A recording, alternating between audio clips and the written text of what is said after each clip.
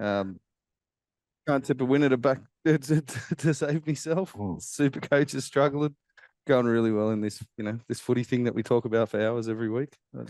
Yeah, might change your habit of the last 5 years, eh? But anyway, yeah, it's been all right, though. Been 2 good rounds of footy now. I don't think I've been bored by a single. I've been angered by a game, but I haven't been bored by a game yet. Ollie, what have you made of? Give me a 60-second, finish this sentence. Round 1 NRL 2023 was terrible. All right.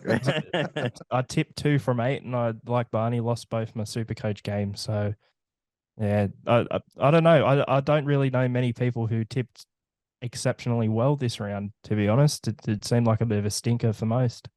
Yeah, I got 4 for the record. But, yeah, no, I know what you mean. It's been tough going, and this round ahead doesn't get any easier. The standard of football itself, anything caught your eye? I think the Broncos looked really impressive. We'll obviously get into them. Up against the Cowboys, I thought it was a pretty good game, but a lot closer. Penrith look a lot better as well. They're probably the 2 standout performances, and a couple of teams that we'll get to later. That one in particular I don't really want to get to, that put in a shocking performance. So we got both ends of the spectrum this week. That we did. Do you want to touch on Barn before we get to the news? No, not overly, mate. The missus did tell me during the week that I should get in touch with my feminine side a little bit more. Nice. Yeah. So how'd that go for her? Oh well, I started an argument straight away for no reason. So I thought that was a tick. And I went and crashed the car and didn't speak to her for 2 days. So did it lead to some hallway sex or what? No, mate. I think Barney needs to adopt the no comment technique that I have. I will also pass 0 comment. She knows directly, so it's fine. All right, news. Let's talk about that. Now, the big news out of today is that they've brought in a man from after next week, a mandatory 11-day stand down for concussion. I'll be completely honest, I didn't read the article that got sent to me. So I assume that's failing a HIA. Or is there categories? Or Category 1, yeah. Yeah. So, yeah, good. I guess they've got to be seen to be taking action. I don't disagree with it. There's players need to be protected from themselves. So, yeah, I think it's for the better of the game, Bar. Yeah, absolutely. Obviously, the biggest talking point out of it is what's going to happen with legal action down the road. You can already see it coming, and what overseas, and now it's started up over here as well. So, that's going to be something that's going to need to be followed pretty intently, and I'm sure they'd be getting a whole panel of lawyers together to see where they're at. But that absolutely has to be for the betterment of the game, or for the player anyway, for the safety of the player. Thing that does sort of stand out to me is you're going to end up having squads of 40. I think you're going to end up having to carry another 10 players in your first grade squad, just to, whether I can see whether them you drag them up from reserve grade and stuff, dropping the round 10 rule.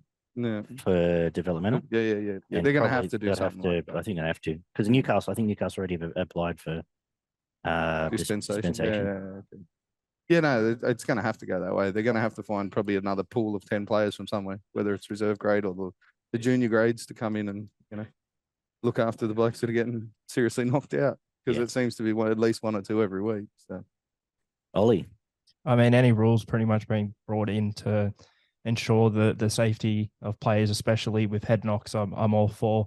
The only thing really with the introduction of the independent doctor as well, I think the only thing that I guess can sort of be improved on by the clubs is there were multiple times on the weekend and last week as well, I noticed, where a player's clearly been hit in the head, right? So they're going to have to go for a HIA, but I think now because there's an independent doctor, the club doctors are a bit more hesitant to take them off straight away, and then 2 plays later the game gets stopped because the independent doctor's called for a player to come off the field. I just think it's a bit ridiculous, and the commentators even started pointing it out. I think it was the Roosters Warriors game. I forget exactly who it was because there were a couple of head knocks, but I think it was actually Egan Butcher at the start of the game when he got his knock, and it seemed pretty. So I mean, he got split open. It seemed pretty certain that he was going to be going off, and the Roosters doctor checked him all fine. And then I think it was Andrew Voss or whoever it was commentating said, well, the game's going to stop in a couple of plays here because Butcher's going to have to go off. And that's exactly what happened. So pretty much I'm very happy with the introduction of this new rule, but that's probably I think that independent doctor, I don't know, maybe it's a bit more awareness from it's more the clubs really needing to take it upon themselves maybe to make some more realistic decisions, because I feel like now they might be becoming a bit too reliant early on the independent doctor, or hoping that they can clear a player and the independent doctor won't pick up on it or whatever. Particularly for the ones where it's pretty blatant. Like you said, it was mentioned, I think it might be multiple games it was mentioned in commentary, well, he was going off in 2 tackles, and he did. We saw it, they saw it, everyone except apparently the doctor saw it. I think in the Penrith game, no, there was one in the Penrith game, and Sonny Luke was already warming up, knowing it was coming. When it must have been Kenny then, because Luke got up and started warming up straight away, and 2 tackles later he was on the field. He did. So I agree with you 100% with that. It's a bit farcical. I think there probably just needs to be a line of communication, probably between the independent doctor and the club doctor, and say, why did you leave him on? I assume in some cases there's probably the 30 seconds where the trainer checks and the trainer has to report back, and it goes to the Yeah, I suppose, I don't know. It seems on the surface level, like to me, is it like, well, do you really need that player on for the next 2 tackles before they get taken off anyway? I mean, like, particularly when it's so blatant, like just stop the game, have the timeout then and there. We do for every freaking thing, everything else under the sun. Yeah, have a timeout and say we'll just check him now, get him off.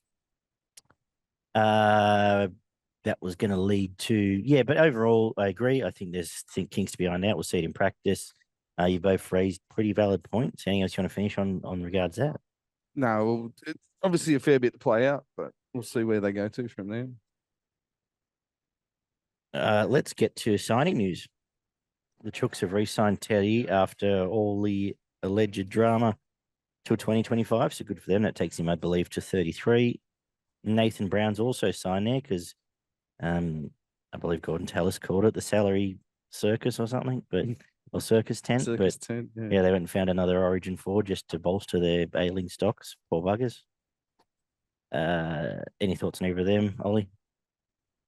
Well, with the Nathan Brown one, you'd have to think that Parramatta's paying half of that contract paying out his contract for the rest of the year that he was contracted to Parramatta. So, look, I can understand that one. And re-sign James Tedesco, of course. The person in focus coming out of that isn't actually James Tedesco. It's, of course, Joseph Suaalii now, where it's sort of the ball's in his court, whether or not he wants to move to rugby union or and not a lot of people are talking about it, but there's a chance that another NRL club could come along and say, here's $1 million, we'll start you at fullback. There are probably going to be apparently clubs at that time. Didn't they just re-sign Suaalii? Yeah, he's re-signed anyway. He has re-signed. Until end of 2024. Yeah. But the only people talking about it in the media. Now, at no point has anyone from Roosters been unhappy. Like, I just figure the bloke was unhappy with left this year, and he's happy playing his position. He's playing centre. He's playing well. And I sort of feel as well, I'm not sure if you guys have seen the footage on replay, but that play where Suaalii, it was the Sam Walker try where Suaalii made the break and Tedesco was there. And I feel like it's a big media beat up. I mean, they could have made that play.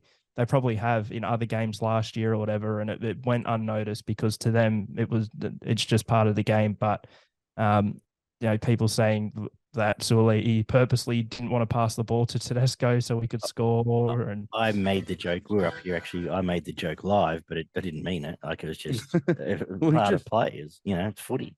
He dropped one. I think line wide open about 2 minutes before. Yeah. So maybe I think 9 times out of 10 he thinks he scores. No, he's just he's a kid, mate. He's a 19-year-old kid who's backed himself to beat the fullback on the outside, and it didn't quite happen. And he was lucky that Walker popped up where he did. But at the end of the day, they probably would have, even if he does get tackled, they get a quick play the ball and score off the next set anyway. Teddy's standing there. He probably still throws it to Teddy anyway. Quite possibly. But I know what you're saying. So I guess happy times. That's just a good way to, everyone wants to talk about something. So the good thing for the Roosters is it probably just ends the talk for 12 months until next year when Suaalii's looking for another upgrade, and then they have to basically put it on the line of what happens once Teddy's contract's done. So Well, But you imagine Kiri's only got a year left, so there'll be be able to crowbar someone into 6 then. Manu might Possibly. move to 6, whoever it might be. Well, he's they'll not work that something old, out. is he? He's one head knocking away from him. Yeah, that's true. No, I think he's still 32. I'm probably wrong. I think he just feels older because he's been so much time through injury. Someone smarter than us will tell us in the comments below. Brisbane have re-signed Patrick Carrigan to 2028. Fantastic signing. One of the game's premier players, in the conversation for the game's best lock. And maybe depending what day of the week it is, you'd vote for him. I know I would. So great signing for them. Yeah, nothing else to say on that, mate. You hit that on the head. And the Storm have re-signed Josh King till 2026. Again, another astute signing for a club that needs to shore up a few things now. They've got they're probably their best workhorse right now, shored up. So yeah, well, that's their big rebuild area. Obviously, they've got to rebuild I their assume he got a forward nice pack paycheck over out of the it next too. You'd couple of think years, so. and yeah, hopefully he got a good upgrade because he's worked his ass off for the last 12 months. So. Injury news. I'll do judiciary first. One leads into the other as usual. Saifidi took the early plea 5 weeks for the high shot on not to allow the other Tigers player. Simpkins. Simpkins, yeah, shoulder to the face. Yeah, puppy. He took 1 week for the Tigers for the dangerous shot late in the game. Drinkwater 3 weeks for breaking Corey Oates' jaw. And Jerry Marshall King 3 weeks as well, which perhaps a momentum stutterer for the Dolphins. Yeah, it could cause a few problems with their dummy half option there. But Drinkwater for me was interesting. I thought he probably should have had maybe 4 or 5 weeks for the charge. Obviously, you can't really go off what happened to the bloke, but there was no real arms involved, and it was direct shoulder contact to the head. And you see, the other blokes go for the same sort of length of time. But it was pretty much the same thing as they gave Graham the week before, which I think first contact was the chest and then up into the head. So I probably thought they would have probably put an extra week on top of Drinkwater's one, but it's all what comes out in the wash, realistically. Graham did only get the extra week because he challenged it anyway. Yeah.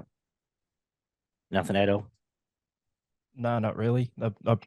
I think pretty much all of those calls there were fair. Nothing too outrageous in terms of the suspensions. As mentioned, Corey Oates 6 to 8 weeks, broken jaw. Nelson Asafa Solomona looking at 8 weeks for an MCL, which is a huge out for Melbourne. Not ideal at all for their stocks right now. Tommy Talau, broken nose, probably a month, I'd say. Simpkins is going to have to pass HA test before he comes back. And apparently Dane Laurie's knee is no good. Interesting one, isn't it? And at Newcastle, well, they're missing 10 players. Ponga, we don't know when we'll see him again. And both Kurt Mann and Adam Elliott are going to miss the next 4 to 6 weeks. So that's their big outs, all 3 of them, obviously. But hopefully we see Ponga back next week. But yeah, it's panic stations at Newcastle. Before we get into the first game, I'll just touch on a couple of things. Let's just quickly touch on Rugby League merch. Head there and check out a brand new shirt at Rugby League merch. I did say that if Dragons were to win last week, I'd reassess my life. There's now a shirt about it. So go and support all of us. And I want to see the notes on this reassessment too, please. It's an independent panel. Okay, right. It's not an easy one man is. Trust me. They've had 3 resign already. But anyway, that's on them. We've got Michael Maguire is going to be one of the ones heading. But they won. The shirt's up there, but you can also buy one of these fine hats. You can also buy one more beer shirt. Ollie's finally promoting there. One more club, I should say. We've got shirts, hats, beanies, all sorts of good stuff there. PCTC, did you write anything down? I did not. Cool. There's a comp, lots of people in it. It's on Facebook. If you're in it, you know what's going on. We'll touch on SuperCoach. I'm running dead last. I can tell you that much. So stick around and get round 1 and 1 round 1 tip hours. this round. Yeah. Or maybe write down who does tip, just so you don't have to. Put the red pen through them. Anything else? Anything else to talk about, Ollie? No. Cool. No. All right. So we kick off. Let's get straight into our review, which last Thursday, which seems like an eternity ago now, kicked off with the Penrith Panthers 16 over the Rabbitohs 10. Do you want to do some stat stuff, Bun? Yeah, sure. We had 3 tries for Penrith, 2 to South Sydney. 1 out of 3 conversions, played 1 out of 2, and 1 out of 1 penalty attempt for Penrith. 32 out of 40 sets, played 24 out of 35. 295 plus running meters for Penrith. 4 line breaks to 2, 42 tackle busts to 25. 5 offloads to 11. 3 forced dropouts by Penrith, 1 by South Sydney. 0 40-20s, 367 tackles, played 374. 1 ruck infringement from both sides, 0 inside the 10s. 5 penalties conceded to 7, 9 errors to 13 for South Sydney. James Fisher-Harris with 46 tackles, Damien Cook with 60. Taruva made 198 running meters and Tass with 168. SuperCoach points, Crichton was the highest on 85, Brian Tohu with 67, and Isaiah Tass on 66. Yeah, so what I should have realised heading into this game is that Souths are in fact Penrith's sons. They just have South's number. They knew to get under Cody Walker's skin from the outset, which naturally a pumpkin went straight on his head. From there, they owned the middle part of the field. And as I was saying to Barn, which you couldn't hear, Ollie, is they have what I underpaid this round is respect to teams that were missing, that had dominance through the middle of the field, and the teams that were missing their important key middle forwards. Almost all got beat this round, to be honest, now I think of it. So it's something I'll pay closer attention to going forward. But until I see Souths beat Penrith, I can't possibly ever tip them in a game of football against each other again right at this time. Am I thinking the right way, Ollie? I think so. And I think those errors really let South Sydney down because other than that, I don't think they were horrible. But Penrith just looked the more likely as well when they were in possession, especially for the duration of the first half. Even though Penrith didn't go up by a whole lot, they were certainly down South Sydney's end of the field for a long period of time there. There were some good defensive efforts, though, from the South Sydney players, even though Penrith were able to sort of get on top of them in attack. Damien Cook and Cameron Murray stand out for me. But it just seemed like, in a weird way, it sort of seemed like the Penrith side of last year, even though they are missing those key players. I think Isaiah Yeo was probably the best player on the field. Cameron Murray was actually close to him, I thought. But I think Yeo pipped him there, especially in the winning side. In both attack and in defence, he was just absolutely outstanding. And Penrith's back 5 was given time to breathe and sort of run amok and just do what they do. I think they all got over 100 metres easily. Stephen Crichton, I think, was the best out of the back 5 as well, if not probably Dylan Edwards, but I feel like Crichton was the standout. And his defence was good as well on the edge. I thought he handled South Sydney's edges quite succinctly there.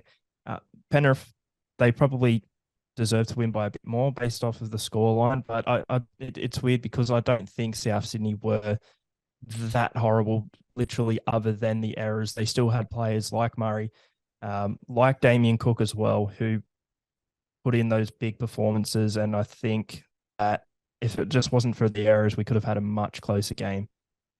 Realistically, obviously the score was close, but yeah, there were some key errors along the way. Barn, what did you think of the performance? No, I think you're both pretty on point here. The Penrith just played with a much higher intensity than they have in the last 2 games that they've played. They played so much quicker than they have. We don't often see Cam Murray have to go for a spell 20 minutes in the game, to the point where I think we all thought he was injured. Yeah, it didn't quite click. He was just cooked because they owned him through that center.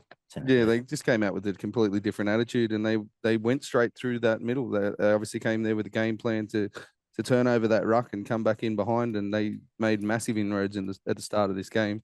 They dominated this game for 60 minutes, I thought, and should have won by much more. There was a few breakdowns in the attack out wide, but it did seem a lot smoother than it has recently as well. Obviously, in the last couple of games that they've played, the passing was much better, but they just didn't have that sort of incisive edge where they could just split them open. To be fair, South Sydney did scramble extremely well, especially for that first half an hour or so where they were under the pump for long parts of that first half an hour. Yeah, the back line's still nowhere near as it could be, but Souths were rattled and on the back foot for, as I said, probably that first hour, and they just seemed to be scrambling for their lives time and time again. And even once they changed and went to the bench, those guys were coming on and having to do the same thing straight away. So, when you're on the back foot, it's very hard to swing momentum, and they just couldn't seem to do it for the hour of the game. Walker, as you said, put the pumpkin on, and he was a disadvantage to his side for big parts of this game when he was put the angry head on. Now, I know you love one of my outrageous statements, Ollie. So here's one. Souths can't win a comp while Cody Walker's their 5'8". Simple as that. I don't think so. I agree.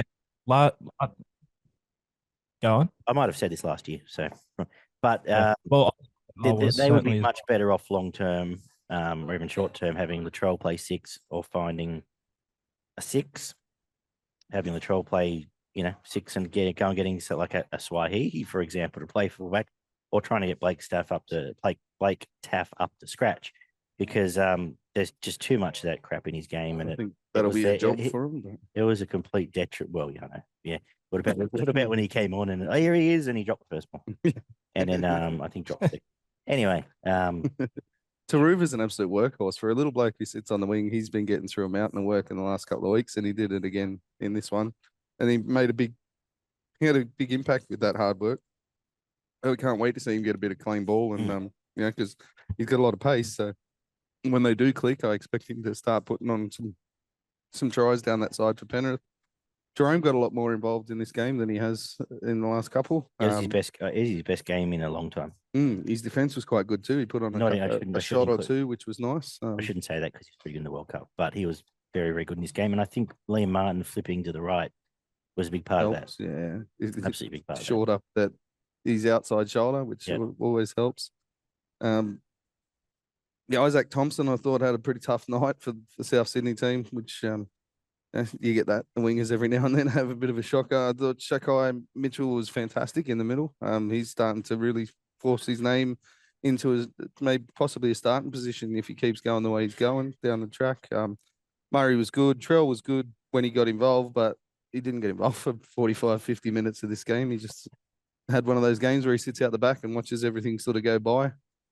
When he did get involved, obviously the points came, but you'd like to see him have 15, 20 touches instead of 6 or 7 in a game like this. Particularly because the minute he did, there was 10 points scored. I expect him to have a big game this weekend, just because it's the Roosters thing, and that he seems to those emotionally charged games. He really gets up and has a good game. So we'll see how he does go, but I'm expecting him to be much better this week. Although Isaiah Tass was very good, close to the Bunnies' best, and Cook just tackled his backside off again. He couldn't get his running game going, so he just got down in the trenches and made his 60 tackles like he does when they're on the back foot. I thought he was fantastic for the Bunnies. Brian To'o had probably one of his better games for a little while, got a little bit more involved. Cleary was decent without sort of setting the world on fire. It's just that half a step behind where he was at his best last year. Obviously, he's still getting them into the right positions, but he's not pulling teams apart like he can do. Johan Fisher Harris worked their ass off. Martin and Edwards had a really good impact on the game. Poor old Martin, he dropped the first 4 balls he touched, I think. He did that the week before as well. Yeah. And Garner, I have to say, had a really good impact on this game. He worked back more towards the middle, angled back towards the post, and had a big impact on this game at times. He probably could have, and you could argue should have scored 2 tries. Yeah, absolutely. And maybe you'd argue he did score 2 tries, to be honest. One of them at least. Counter that with the fact I think he clearly knocked that ball on when Luai kicked the ball away down the field and they scored. But that's a knock on every day of the week. I don't know how there was no lateral shot shown of that either was very odd, I thought. But I think overall, though, South sit back and go, well, we're missing who we're missing. We still only lost by 6. We had to do the hard work. And we couldn't have scrambled any harder to only lose by 6 to the Premiers. You'd probably go going, okay. Yeah, I'd say they would be pretty happy with... at least if that's how Demetrius you're trying to sell it. Yeah. And say, look, this is how close we're getting now. What can we do from here? Look, we saw the other bloke I'll get your boys' opinions on. Everyone raved about Sonny Luke last week. Mm-hmm. For the 20 minutes we saw against Tide Ford, we saw him more exposed now for the best part of 60. He was good. He's not the world beater I think people think he might have been. off last week, which I suggested he wouldn't be, but did a fine job. Yeah, service was fine. He got out. Well, there was one or two nice little runs in behind the markers there, but yeah, he didn't really turn the middle over like he did the week before. Oh, Yeah, I thought he was fine. I think that the efforts of other players in the team probably prevented him from needing to do too much when he did come onto the field. yeah. Any final words from this game? What do we take away? Look at. I think Penrith's played away a little bit from the dummy half as well. It was more the big forwards rolling through the middle and then hit the edges, which they did for big parts of the game. Yeah. Yeah, no, not really. As Ollie said, I thought it was hands down the best player on the field. Joining in with the attack again and doing all the defensive workload and the hard stuff that not many people out there wanted to do. Had Crichton down as the 2 points. It was very effective ball in hand. And then I either had Cook or Garner for the 1 point. Wow. Just quickly, actually, are we both saying business is usual now for Penrith? Ollie? I think they're still a fresh point. This was a very weird game, so I don't want to outright say that they're back because it's weird. But Penrith were clearly the dominant side and the better side, but South Sydney was still like Barney rattled off all the names of the performers that South Sydney had, and it was still about half the side, and a weakened South Sydney side as well. You'd think with South Sydney making those errors and with the players that they had out last year, you'd think Penrith would beat them by close to 20 points. I mean, they did in a preliminary final just like last year. So I'm not confidently saying they're the Penrith of old, but they're still one of the better teams in the comp for sure. Fair enough. It's hard to like Penrith sometimes. Really. I think you really see in the next 2 or 3 weeks, if they're not up and running close to their top peak in about 3 weeks from now, you could probably turn around and say, yeah, they're really missing Appy or Kickow or something else that they are missing. You'll see it become a bit more obvious in 2 or 3 weeks from now. But a nice time for a bye, really. They can just reassess those first two and get those niggles out and rest up a couple. I agree. Yo was the best player in the field. He gets 3. I was going to make a case for Jerome Luai for 2. I thought he was his best game, but Crichton is probably up there as well. Who's been fantastic both games. He's come back a different player from the World Cup. And my one was going to Liam Martin. I thought some of his runs were quite good. But Ollie, what do you think? And then we might.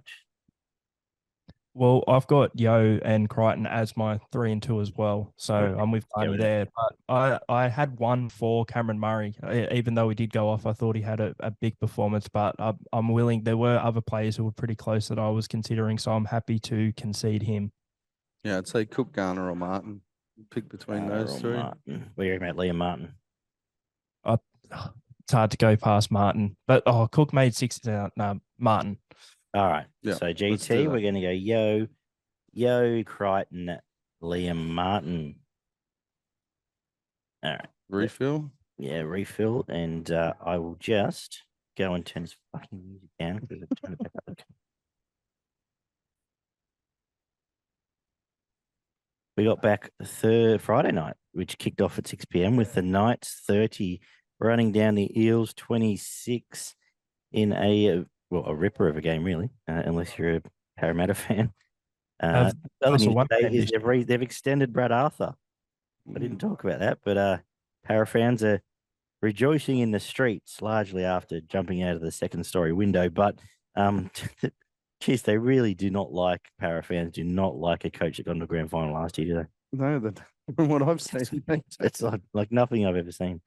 Anyway, 30 to 26 in this game.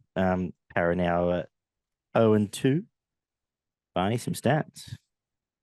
Yep. We had 5 tries apiece, 3 out of 5 conversions for Parramatta, 5 out of 5 for the Sharks. 28 out of 42 sets, played 30 out of 41, 6 line breaks to 5, 24 tackle busts, played 32 for Cronulla, 10 offloads to 7, 1 forced dropout by Parramatta, 0 40-20s, 327 tackles, played 332, 3 ruck infringements against the Sharks, 1 inside the 10 against Parramatta. 4 penalties conceded from both sides, 15 errors to Parramatta, 12 to Cronulla. Hopgood with 47 tackles, Brayley with 46, Dylan Brown with 195 running meters, and Kennedy with 183. Supercoach points, you had Hopgood with 124, Kennedy with 106, and Dylan Brown with 105. Ollie, go first.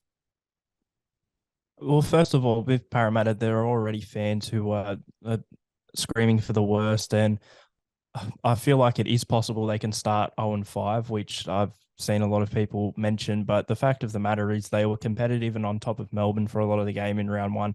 And I thought in this game against Cronulla, they were quite even for a lot of the game. I think it was close to, if not the game of the season so far. This was the game I was expecting between the Sharks and the Rabbitohs last week, although that was a decent game as well. Yeah, they were great efforts, just up and down the field for both sides. Both forward packs, I think, really set the tempo in the middle and made it a lot easier for the halves to get the ball out to the edges, got them in solid positions. And players did the work, like Josh Hodgson and Blake Brayley. I thought both hookers were fantastic for their respective sides, in defence especially, and Britton Okora. A special mention to him for Cronulla as well. Cronulla's back five, I go on about them every week, it seems like, but they were absolutely fantastic. But yeah, I think this was really the game of the Forge, just setting the tone, setting the tempo, getting their backs into good positions to then sort of kick on. It was very evenly matched until I think sort of in the mid to late second half, when Cronulla were able to put back-to-back tries on. They did hold that momentum for, I think, long enough to win, even with the late Parramatta try. I thought, obviously, Mitch Moses is the guy under the microscope right now with if he's re-signing or not with Parramatta. Even though they did lose and a lot of the fingers are being pointed towards him, well, the missed conversions obviously didn't help, but I thought he was good. I thought Dylan Brown was good also. Again, I don't think, in terms of the football that we're actually seeing Parramatta play, I don't think it's necessarily huge panic stations as of yet. What do you think? It's a strange game for mine. It was sort of 10 and 15-minute periods of dominance from one side, and then it switched around and the other side took over for 10 or 15 minutes. As Ollie mentioned, the Sharks probably held that dominance in the middle of the game for that fraction longer, which ended up getting them the result. But is very, very backwards and forwards. The forwards seem to take turns in dominating the middle of the field. Like that was really noticeable. The first 10 or 15 minutes, Parramatta were all over the Sharks forwards in this game. Think, and you're going to see Parramatta score first in most games because their front rowers just come out breathing fire every week. Yep. And clearly, because it happened again this week, BA doesn't until he gets his back row stocks back. Madison was 2 weeks. Lane probably for another month. Another 3-4. Yeah. It feels like he doesn't trust anyone else but them. So he'll try and give him a little breather, and then he just figures they've got to be out there. Yeah, well, another game where both teams actually didn't play one of their reserves for the 1 minute of the match, which is interesting considering that it was played at a pretty up-tempo speed, and there were some tired forwards by the end of the game. So interesting there. But that's 2 weeks in a row that Arthur's done that, which I'm sure there's a few fans out there that aren't real happy about. But and they're not vocal at all, Para fans, are they? No, you don't hear or see them at all. It's just it's quiet as. It just seemed whoever was on the front foot at the time seemed to create. Both teams were really good at creating opportunities. There was a couple of bomb tries from both sides as well, or errors leading up to play that could have led to points. And the Sharks again. Trindle was fantastic. I think, you get a fill-in halfback come in and play as well as he has 2 weeks in a row. This just passed through my head. If the two Sharks halves played for the Tigers on Sunday, how far do the Tigers win by? About 30, probably. Yeah. Maybe more. Just had to thought. And that's Matt Moylan. Matt Moylan was fantastic. He was quite good. Yeah. He sort of knows. He knows who he is, so he gets the best out who he is. Yeah, sort of that stutter run and tries to draw defenders. But can break a line, still break a line, and doesn't go far past when he breaks it. I think Fitzgibbon just has his. I've taken your Trindle chat away. Sorry, but no, you're right. I think Fitzgibbons is very good at going right. If you get your angle right, we'll do the rest around you. Almost like he's a good coach. But get back to Trindle. Oh, well, his kicking game's fantastic for a backup half. He's obviously didn't miss a conversion this week. I don't think he missed one the week before either. So you got a 80% plus goal kicker and in your backup halfback, and some of the passes he put on as well. The one he put Trindle under the put Nakora in beside the post, and a couple of nice long balls there as well. He's I'd be very surprised if he's still at the Sharks next year, to be honest, unless they get him in and running in the first grade. He just re-signed. Okay, yeah. Well, don't see in the preseason. Do not be surprised if someone does everything they can to get him out of his contract and get him to another side, because he's definitely stamped himself as a first grade halfback in the first 2 games this year. Hopgood started brilliantly and was the reason for the first 2 tries for Parramatta. Hop God, yeah, right. SuperCoach God. He was fantastic. The offloads, he's just got really good leg drive and foot speed as well. Like, he's quite quick for a small forward. Yeah. And he was causing all sorts of problems in the middle of the ruck there for the Sharks, especially with the offloads and the second phase play, which led directly to their first 2 tries. I rave about, obviously, as you know, rave about Carrigan. We all love our lock forwards, but I said last week he plays Origin. I'm doubling down. He set up the first try, and he played 71 minutes, about 70 minutes, let's say. And he pretty much almost set up the match, what would have been a match winner late in the game, and put Moses away for 2. Like, he doesn't stop either in between, and on the way made 49 tackles or something. Yeah. So just like, and it's like we've seen a superstar be born in 2 weeks. It's amazing. Yeah, that fan play that the Sharks use with the wraparound with Kennedy and the half running wide with the lead runner on the left, it has been usually with Talakai, and then you get the wraparound and you get the extra man, either hit the front man with Talakai crashing into the line, or the play just sweeps out the back. I don't think anyone else does it better in the competition, to be honest. And they did it again here for 2 or 3 tries on the right side this time, with Nickora as the front man, and Kennedy wrapping around the back. He does that so well, and it's a big part of the Sharks' attack, obviously. We'll see how some teams start to counter that, because it's pretty on show now for probably the back end of last year, and started up again this year. So we'll see what teams come up with to counteract that. But that worked really well for the Sharks in this game. You mentioned Bubba Kennedy. We talk a little bit. I know for blokes he played 100 first grade games. This almost felt like a breakthrough game in a way. He just the way each of his tries was different. His support play, his defensive decisions in some cases were. I think he's one of the better defensive forwards, even though he to be honest. Conceded 26 points, but he diffused a lot. Really felt like a genuine top level. He's just got that. He just seems to be balanced the majority of the time, no matter if he's sort of being put, like if he's been pushed a bit wider or if he steps off the wrong foot. He just seems to be able to gather his balance so quickly, and then be able to. He's got that acceleration that gets him through the line. Yeah, you saw it a couple of times, especially with that try with the break down the left, and then he stepped the 2 players back to score underneath the post. It just turned him inside out, and he was sort of stumbling as he did it as well, and did it quite easily in the end.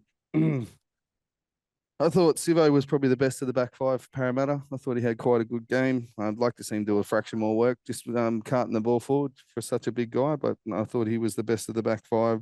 Both Parramatta halves were much more effective in this game than they were in the first game. Paulo and Cartwright were decent in the middle of the field. I thought RCG was really strong in this game, which he has been for 18 months, 2 years now. He's just turned himself into a it's madness in the middle New of the South field. Wales didn't want him. You look back now. Yeah, and he's just been fantastic. Their bench offered 0 though, which I think on the flip side, the Sharks bench was the game changed, absolutely changed. Were you here? McGuinness. Or was that Saturday? When McGuinness came on? Yeah, just completely changed the game. Yeah, no, absolutely did. I mentioned Hopgood was brilliant. As most of the starting pack for the Sharks were decent, I thought.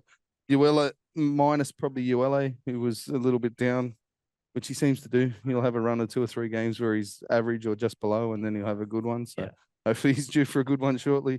McGuinness was really good impact off the bench, which you mentioned. Mulatano. Just the way he. Well, I think he came on as 10-0, and he just the way he drove and bent that middle back. Yeah, it's set up. It got the really Sharks picks back on up the front the speed foot, of, and then Brayley's able to scoop and go, and that sets up more time for the halves to do their work. Mulatalo had some really nice touches, and I already mentioned Trindle was strong again, but the two standouts, Ollie mentioned Nickora and Kennedy.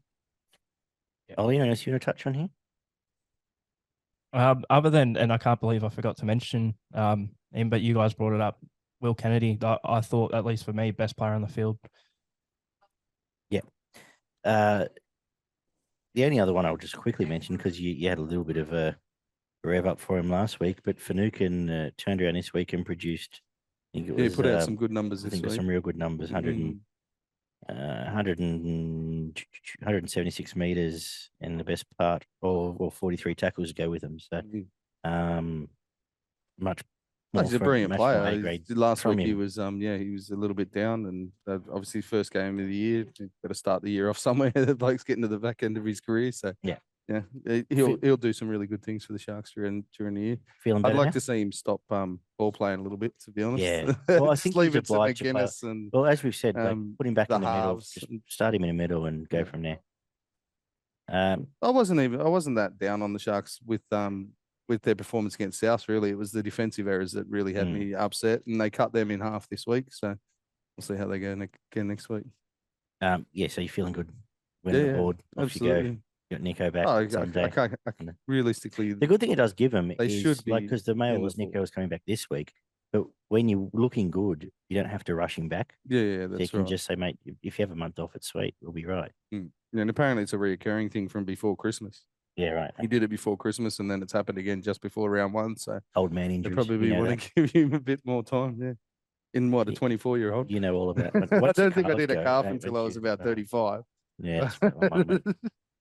I had 3 for Hopgood. Yeah, I had 3 for Fuck the Hopgood. world.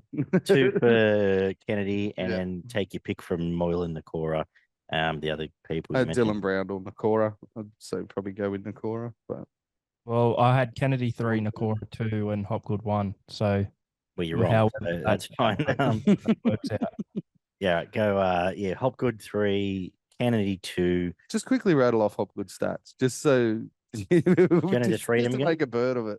Just go to Hopgood. No, you didn't actually do that. Yeah, you didn't do the Not his individual stats. players. But I think he had 2 Yeah, I've try got him here. assists. So He he had 40 something tackles. 47 2 try assists, 47 tackles, a line break assist, a line break, and did a mountain of other work around that. He's just that guy who's always there. For a Yeah. lock is so 3 Hopgood to has him. to get 3. I am raising him. He might be, unless he misses games of injury or origin, he's going to be making a charge for Daggy. I'll tell you now. Yeah, I would say so. 2 to Kennedy. Who do we say for 1? Who do you say on? Nakora. Nakora. Yeah, go with that. All right.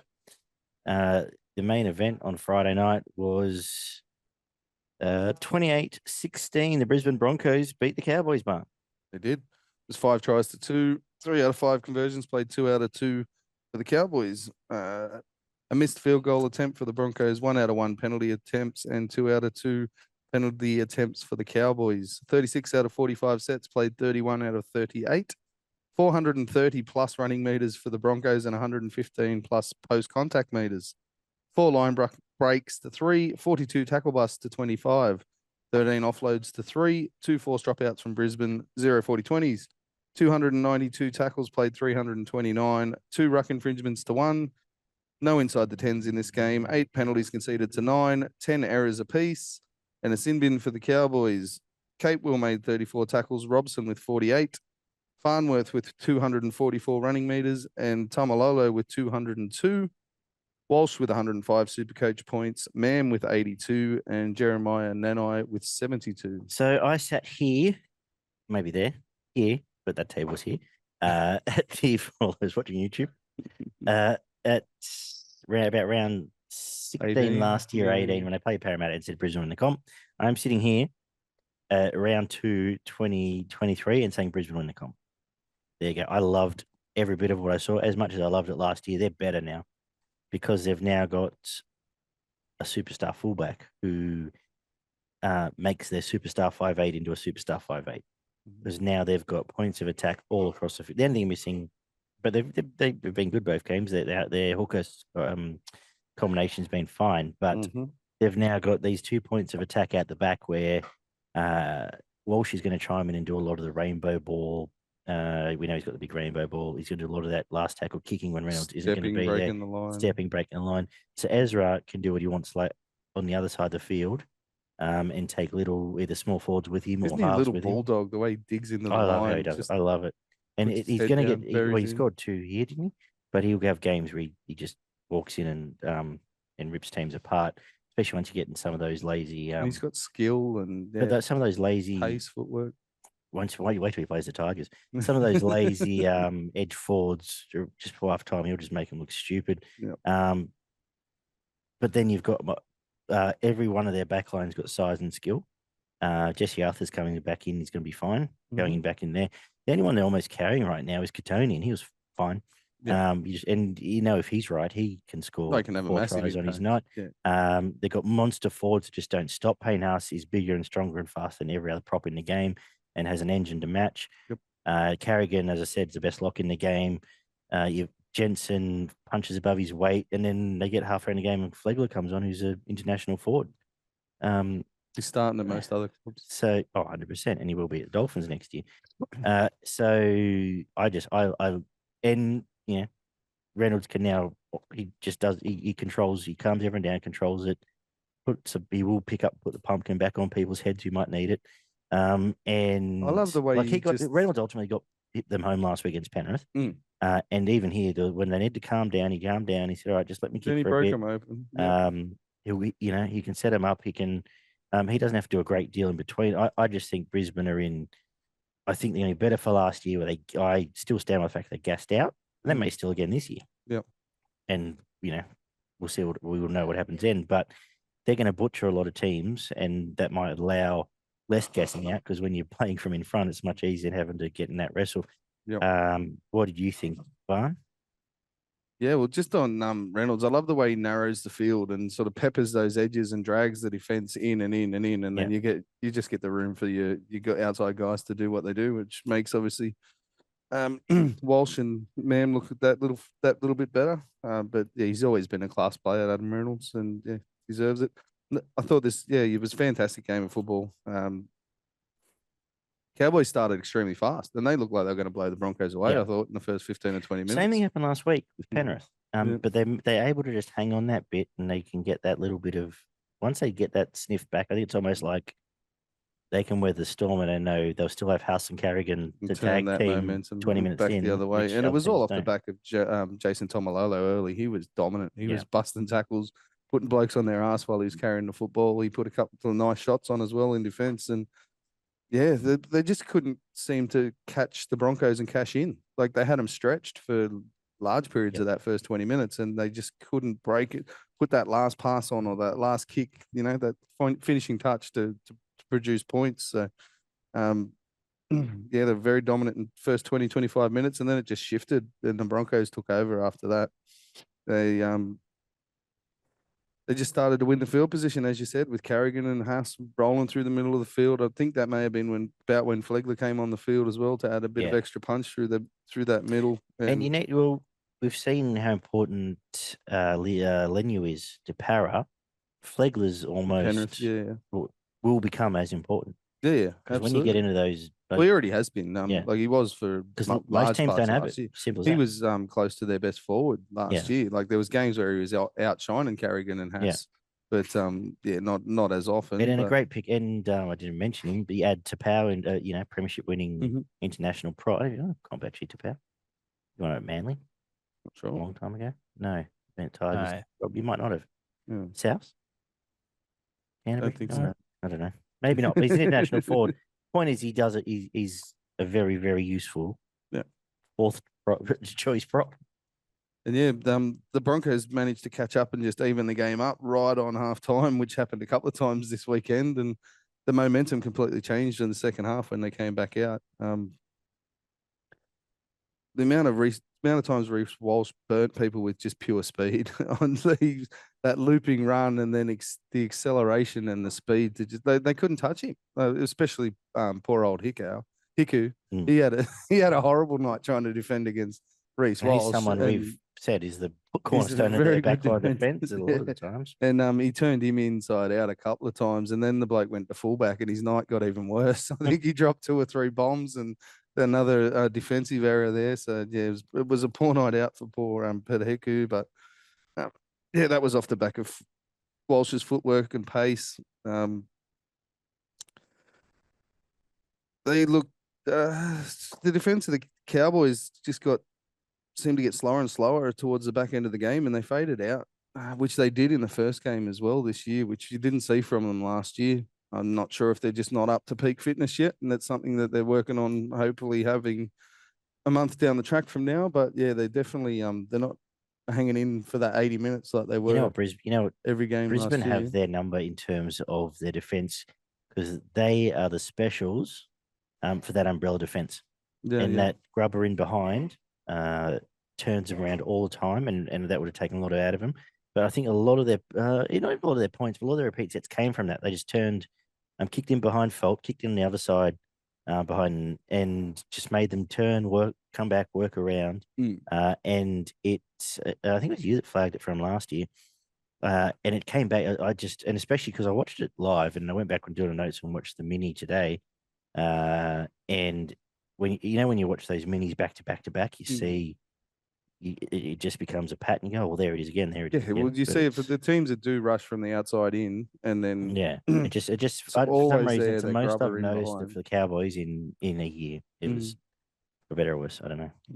Better or worse. Well, for worse, obviously they lost, but most of the Cowboys forwards were pretty good, but they were still a fraction behind the Broncos forwards for the majority of the game.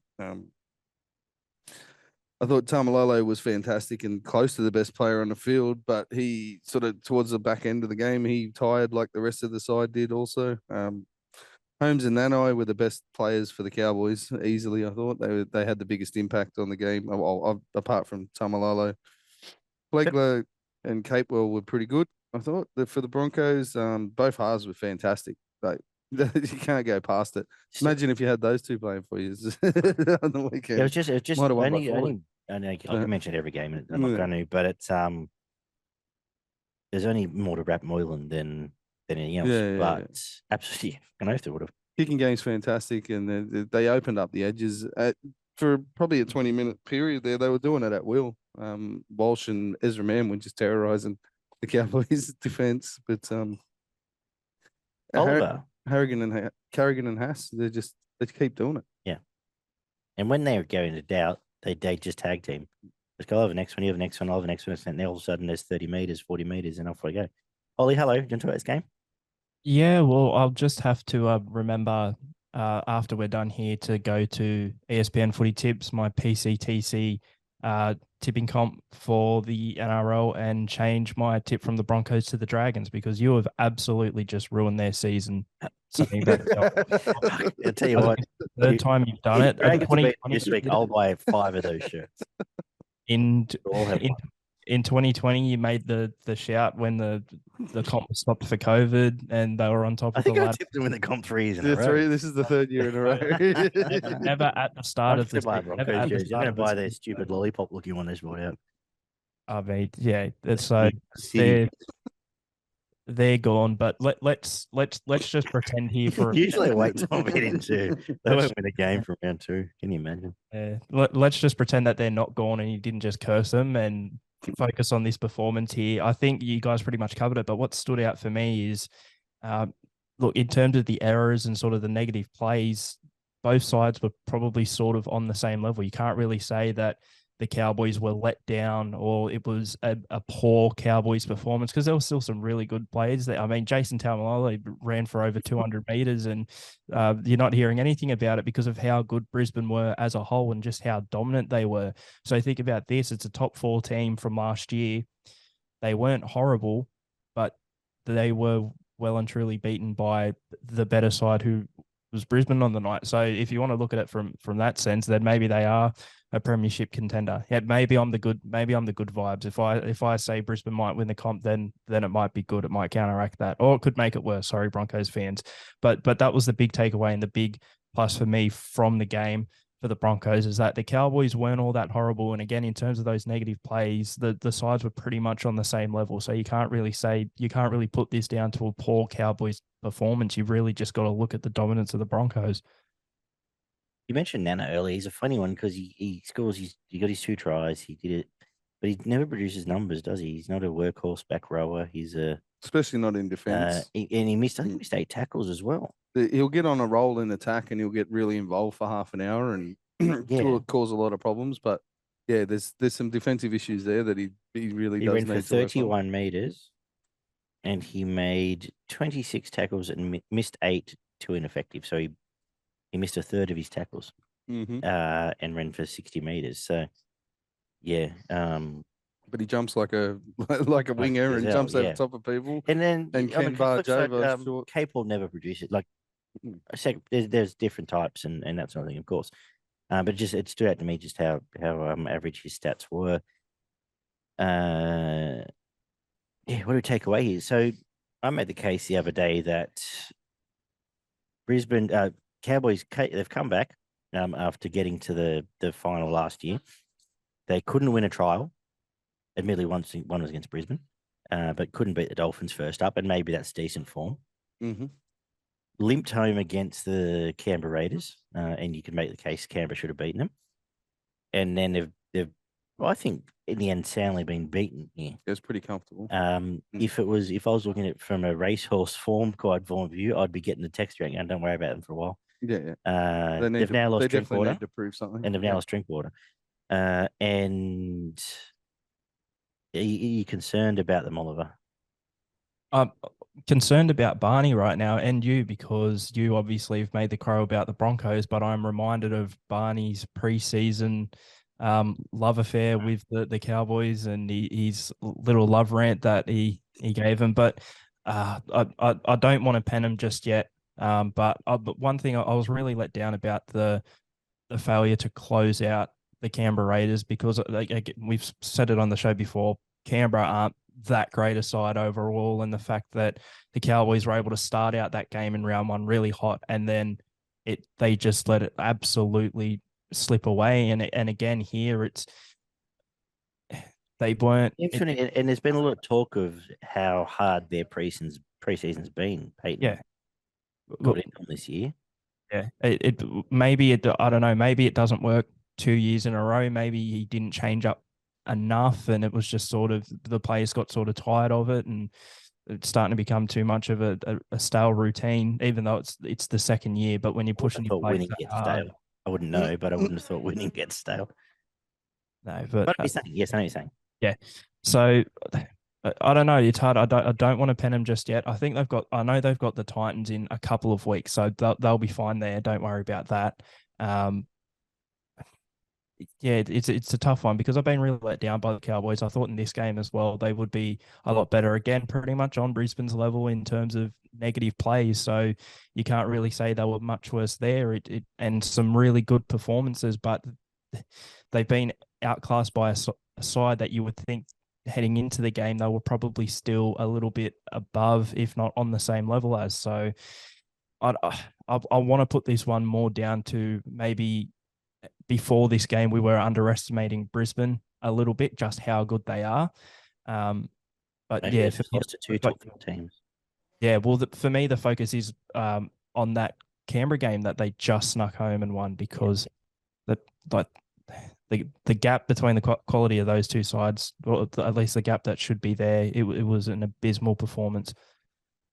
Yeah, they're playing like a team at the moment that's at the bottom of the 8 and probably maybe missing. So they've got to, they've definitely got something to prove. They need to pick up that intensity and just because the way they were grinding games out last year, they were playing for 80 minutes plus and they didn't look tired at times. Well, they were the fittest team in the comp came across, yeah. So yeah, that's definitely something that they need to pick up. I'm sure they've still got plenty of bullets to fire. They've got a lot of guys that do play very attacking football, and they've got some points in them, so they will blow a few teams off the field. And if they can put a couple of those back to back, I'm sure the confidence will get back up and they'll get their tail up. But at the moment, yeah, it's not great times.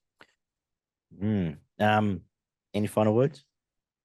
I thought they were the final words. They are the final words. 3.3 Welsh. What do you reckon? Yes, mate. 2 Absolutely. points, Payne Haas. What do you reckon? I think I had Haas down for 2. Yes, I did. 1 point, Ezra Mam or Patrick Carrigan. What do you reckon? I even threw Capel in because I was okay. I had Reynolds, I had or Tamalolo. Who'd you go? Mam. Go with Give it to Ezra. Mam. Give Yeah. it to Mam. I thought he was fantastic. You're right to keep plowing on how Yes. Arnabus. Yes, yes, yes. I don't know why it's Swedish for a bit there. Saturday kicked off with the Roosters 20 holding on against the Warriors 12, Barn. 3 tries to 2, 2 out of 3 conversions for the Roosters, 2 out of 2 for the Warriors, and 2 out of 3 penalty attempts for the Roosters. 39 out of 47 sets, played 31 out of 40. 379 plus running meters for the Roosters, 5 line breaks to 4. 23 tackle busts, played 18 for the Warriors. 4 offloads to 3, 2 forced dropouts to 0 for the Roosters. No 40-20s, 337 tackles, played 407 made by the Warriors. 1 ruck infringement to 4. 1 inside the 10 to 2, 5 penalties conceded to 8. There were 8 errors by the Roosters, 10 by the Warriors. Nat Butcher made 52 tackles. Tohu Harris made 60, and I think he only missed 1. So yes, he's killing getting 3 it. points. It's okay. Killing it. Suali'i, 233 running meters, and Montoya with 162. Walker had 92 Supercoach points, Paulo with 91, and Egan with 88. I think both sets of fans would probably be a little bit disappointed after this game, to be honest. The game was there to win for both sides at different points, and they seemed to do their best not to win it at different periods of this game. There was some crucial errors, like not as many errors as some games, but they just happened at the worst opportune time for the teams that when they made their errors. It was a pretty tough watch. At different parts of this game, especially probably the first 20 minutes of it. Seemed like every minute or two for that first 20, there was an error or a penalty, and the game just broke down time and time again for that first 20 minutes. It was a warm day in Sydney, but it's not necessarily. The game did clean up after that 20 minutes or so, after I said there's some really nice passages of play, a couple of really nice outside inside plays by the Warriors, which led to points. Sean Johnson involved in 1 or 2 of those, and just some really crisp passing and really good running lines that set up points. The Fanua Blake try, and there was another one there that they scored somewhere near the post with that outside inside play. And the Roosters had some really nice link plays through the back line to produce some points as well. The Kiri into the line, dumming on his inside the whole way in, and that short ball to hit Suali'i, which everyone was talking about. Why didn't he pass it back inside? But that was a really nice passage of play there for the Roosters. They just didn't seem, no team really seemed to take total control in this game. I think that probably had a bit to do with the Warriors being really good in the middle of the field, and the Roosters not being able to sort of establish a dominance in that middle. And the Warriors just pressured them all through there. They're a much grittier, more organised team with this new coach. They look completely different. I know they've had a couple of players come in as well with your Barnetts and the likes. Barnett has been outstanding both games, outstanding. and he's obviously bought into what they're doing.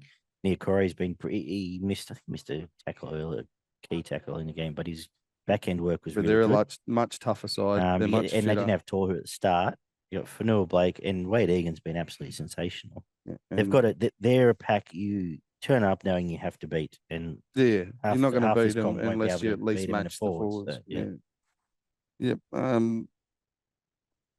The Warriors had little to the outside backs for the Warriors had little to no impact at all in this match. It was all done through the middle of the field with their forwards and Sean Johnson jumping in.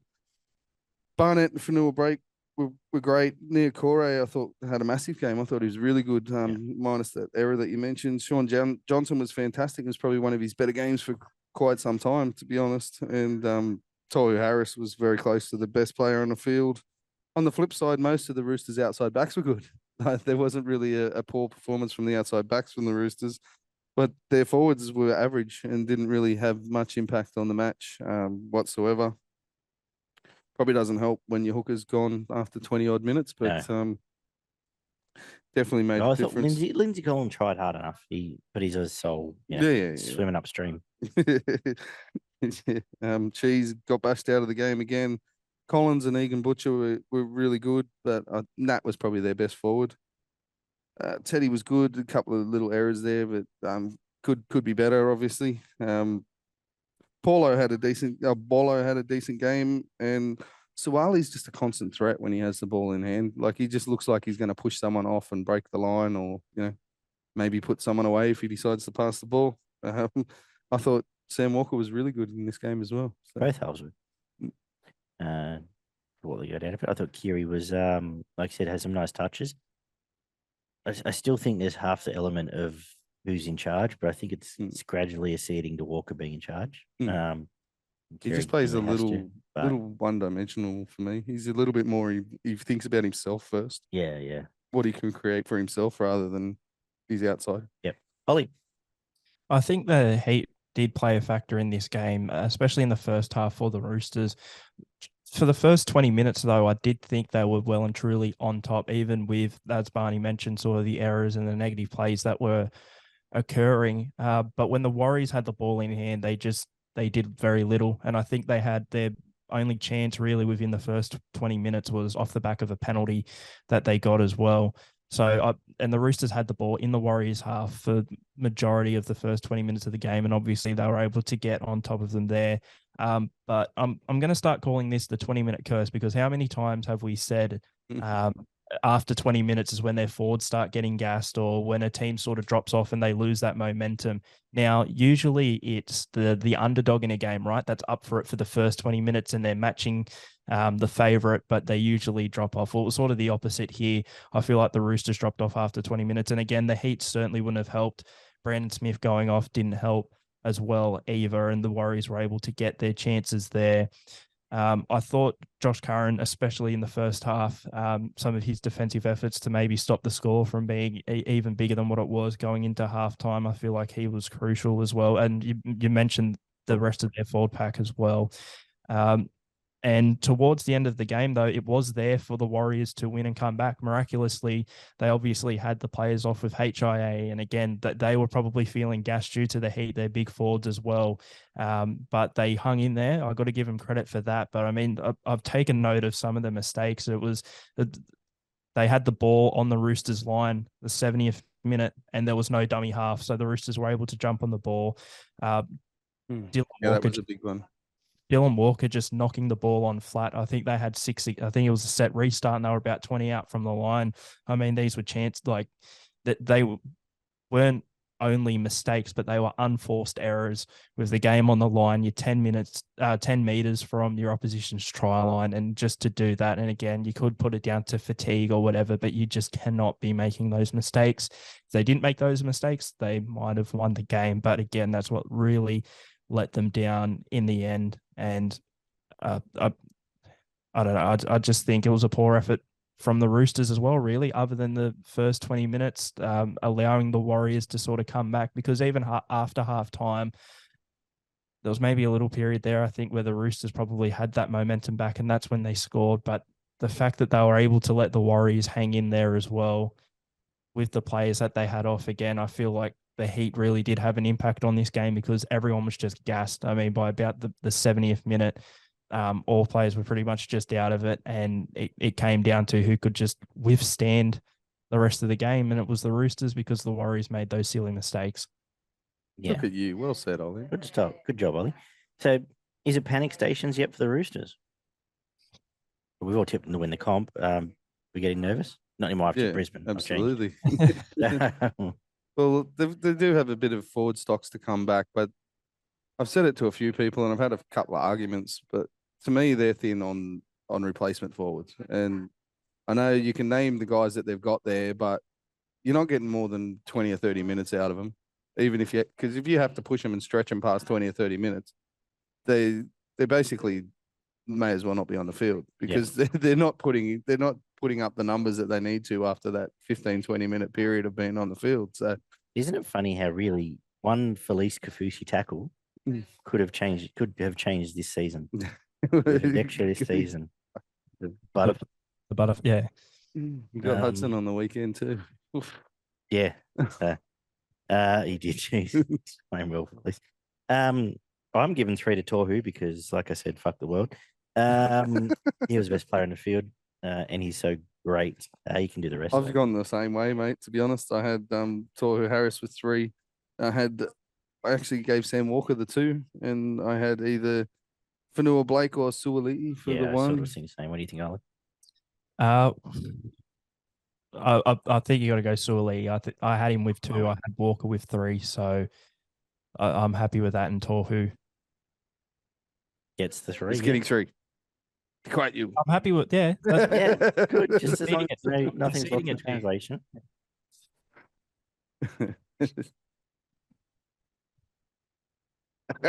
I'm gonna have to do much more editing than I want to do tonight.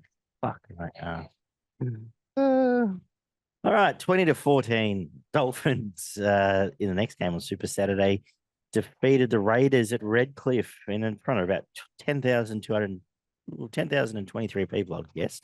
The rain turned up, and it was a bit of a slop of a game, David.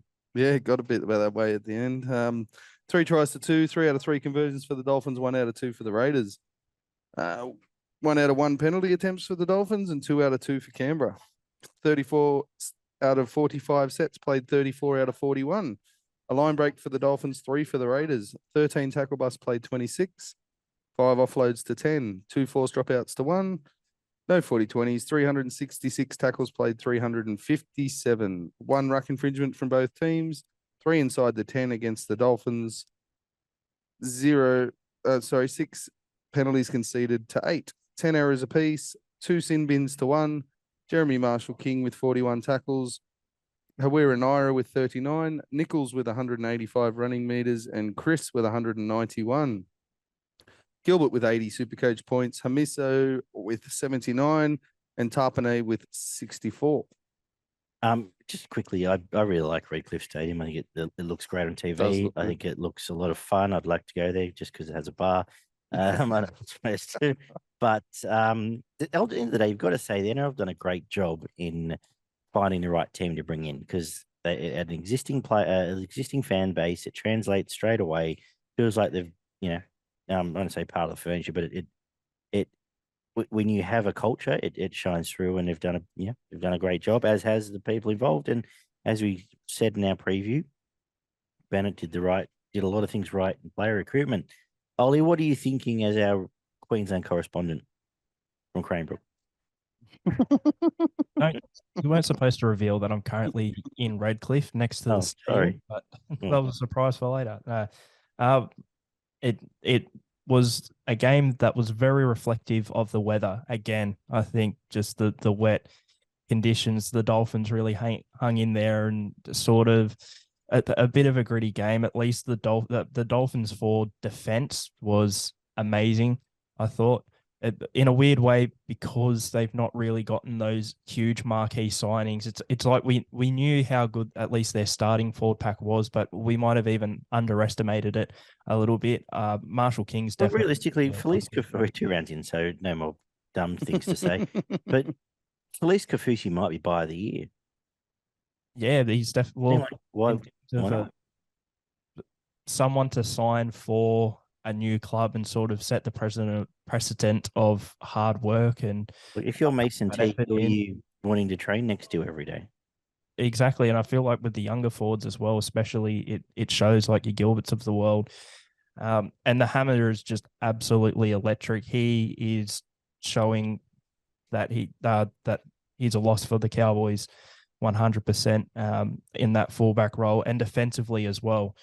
He got in on the action there, and I don't think he didn't miss a tackle, and he made 10, which that's a solid effort for a fullback. Again, especially in those wet conditions, the Dolphins managed to hold on. Canberra, I don't think they were overly amazing. They weren't horrible. Despite the conditions, their back five still managed to get plenty of time and space, as Barney would say, and rack up the meters there. And I think that was a big positive point. Joseph Tarpany was good, as Joseph Tarpany is. It was a great performance from him. I thought he was close to Canberra's best player on the field. But at the end of the day, I don't want to make shouts of the Dolphins are going to go on a run this year or anything just yet, because realistically, there was that big win against the Roosters, but a close game here against a Canberra side that I don't think were amazing. So I'm still skeptical about the Dolphins as a whole, but there are some individuals that are really standing out, I think. And if they continue to do so throughout the season, it can only go in their favour. Yeah, well, the Raiders had this game in their control for half an hour. They were dominating possession, field position, and they don't have a killer blow in them. Between the 17 players that they've got, there's nobody that really sets. Where did Jack Whiten score his try? It was a wraparound from to the centre, running out from to the an hooker edge. out to an edge. Yeah, and scored at the centres. Almost But like you should just score lots of tries out they while they've got their halves get them into position, they just don't have a killer blow out of anyone. Chris probably seems the most likely, and he's only just sort of getting used to the role of playing fullback at the moment. He's got so much to think about. It sort of takes away from his attacking game a little bit, but he's starting. He seems like he will probably end up being a fullback somewhere. He does have the attributes for it, but I think they're a better side with him at centre. And once they get Savage back, they may have an extra point of attack there. But at the moment, there's not many because the Dolphins didn't really look troubled in defence at all, apart from, as you said, the deception play with the wraparound down a short side, and I think the other one was just a crash over. So yeah, their limited points of attack is really causing issues.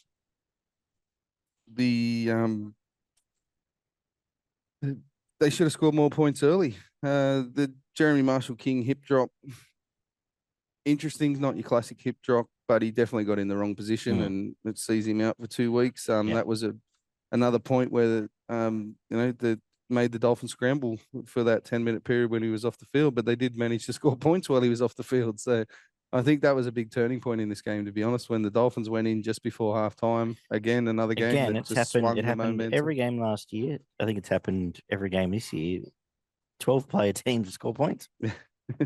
And yeah, that happened in Tigers game. It was a really big one that swung the momentum into the second half, and then the Dolphins just seemed in complete control for the second half of this game.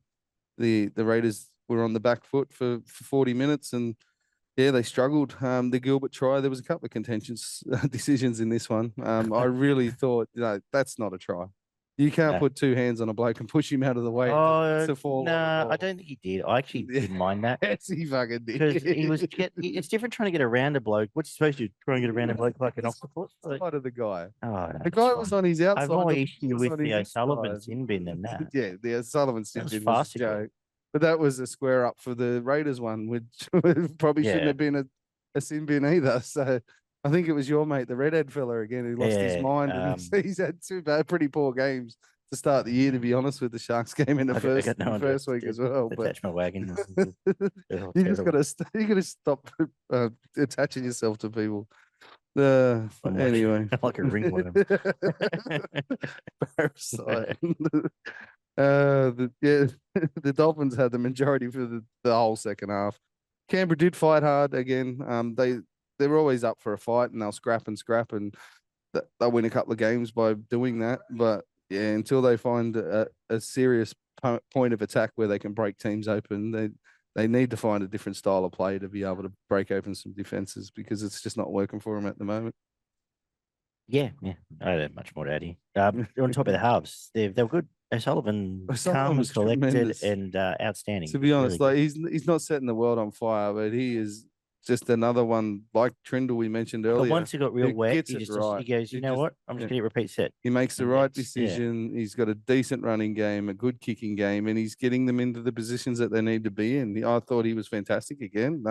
Without being, the greatest player on the field, he was up there. And same as last week, he did everything they needed him to do. Young Katoa again is a little bit hit and miss, but you expect that out of a young kid. But he iced the game at the back end with a couple of minutes to go, with a lovely little short pass to just finish off a play to score points and get them in front. So, Ollie, if Katoa and O'Sullivan are the Tigers halves last weekend, how much do they play? The Newcastle game? Yeah. I'll take two. They definitely win by a fair bit. They'll win by a dozen anyway. The professor was great again. He's going to end up a cult. He's going to be a cult figure at another club, because he was at South, and I dare say he's going to get another cult following up there with the Finns. I think he's got a cult following from all NRL fans at this point, to be Yeah. honest. It's just, Who doesn't love him? just bashes away. Just keeps doing his job. He's got an offload in him. It's not just yeah, he's not your typical front rower. Well, he is your typical front rower, but he's got that little bit. He's got one or two extra facets to his game. Gilbert and Fidel were awesome. They were the game changers, and yeah, they were the two best Dolphins on the field for mine. Who am I to argue? Let's just quickly though, like Dolphins 2 from 2. They're about to hit a few. They've got to now travel away the first time this week, but they get Yeah. Newcastle, which They do. suits them. 3-0. No one tipped that. So that's Yeah, we were all bullish that they wouldn't suck. Mm. But geez, they've overperformed, which is fantastic. Yeah, big game round 4 against the Broncos. Cool. 3 points. Which way you going? 3 points to Hammer. I had Hammer with 3 points. I gave Tarpanay 2 just because of the work in the defeated team. I thought he was by far their best, and then I had Gilbert for the 1. Anything to add, Ollie? I think that's pretty fair. Cool. Let's go with that. And then we wrapped up Saturday night with the Bulldogs making their statement. 26-12 over the Storm, who probably were flattered, to be honest, with a couple of late tries here because it was a rampage for the best part of an hour. What did the stats say, Barn? Wasn't it? They just kicked the front door in. We had 2 tries to the Storm, 5 to the Dogs. 2 out of 2 conversions, played 3 out of 5 for Canterbury. 34 out of 41 sets, played 34 out of 42. 6 line breaks to 7. 36 tackle busts for the Storm. 49 for the Bulldogs, which you don't see very often against the Storm team. 16 offloads to 14. 2 forced dropouts for the Storm, 1 for the Dogs. 332 tackles, played 348. 1 ruck infringement against 4. 1 inside the 10 against the Bulldogs. 8 penalties conceded to 6. 8 errors to 12. A sin bin from both sides. Grant made 47 tackles. Mahoney made 44. Katoa with 160 running meters and Carraz with 235. Supercoach points. Carraz with 145. Jerome Hughes with 91. And Katoa and Avarillo both scored 90. Yeah, for all the talk of all the attacking flair we're going to see from a shit team at Leichhardt in the preseason, these guys showed how crisp attacking play is supposed to be, and it was on the back of a star hooker. Who knew that? Exciting and fast, man. Fast, up speed, great service from Reed, and that just flowed on through everything else. Big outside backs, fast outside backs. Rolling forward. It was just stuff you want to see, Barn. Jacob Preston running amok in the middle of the field. Got his first NRL start and well and truly deserved it after this one. He was fantastic. Dominant display by the Dogs, very up tempo. They were super aggressive as well. They were going for the throat from the beginning of the game. They had a definite plan to play quick and direct early, get in behind the ruck, and then spread to the edges really fast. And they got the ball out there with some supreme skill, and it got out there quickly. Long passes from the dummy half to the half, and then straight out to the centers and the wingers, and they cashed in. Carraz and Adokar were having a real good time there early in this game. They were getting some real nice clean ball, and they do have some talented outside backs with some pace. So yeah, if you can. This will be their game plan, I would imagine, for the majority of the year. And if that comes off, they're going to trouble a lot of teams. They're going to score some points.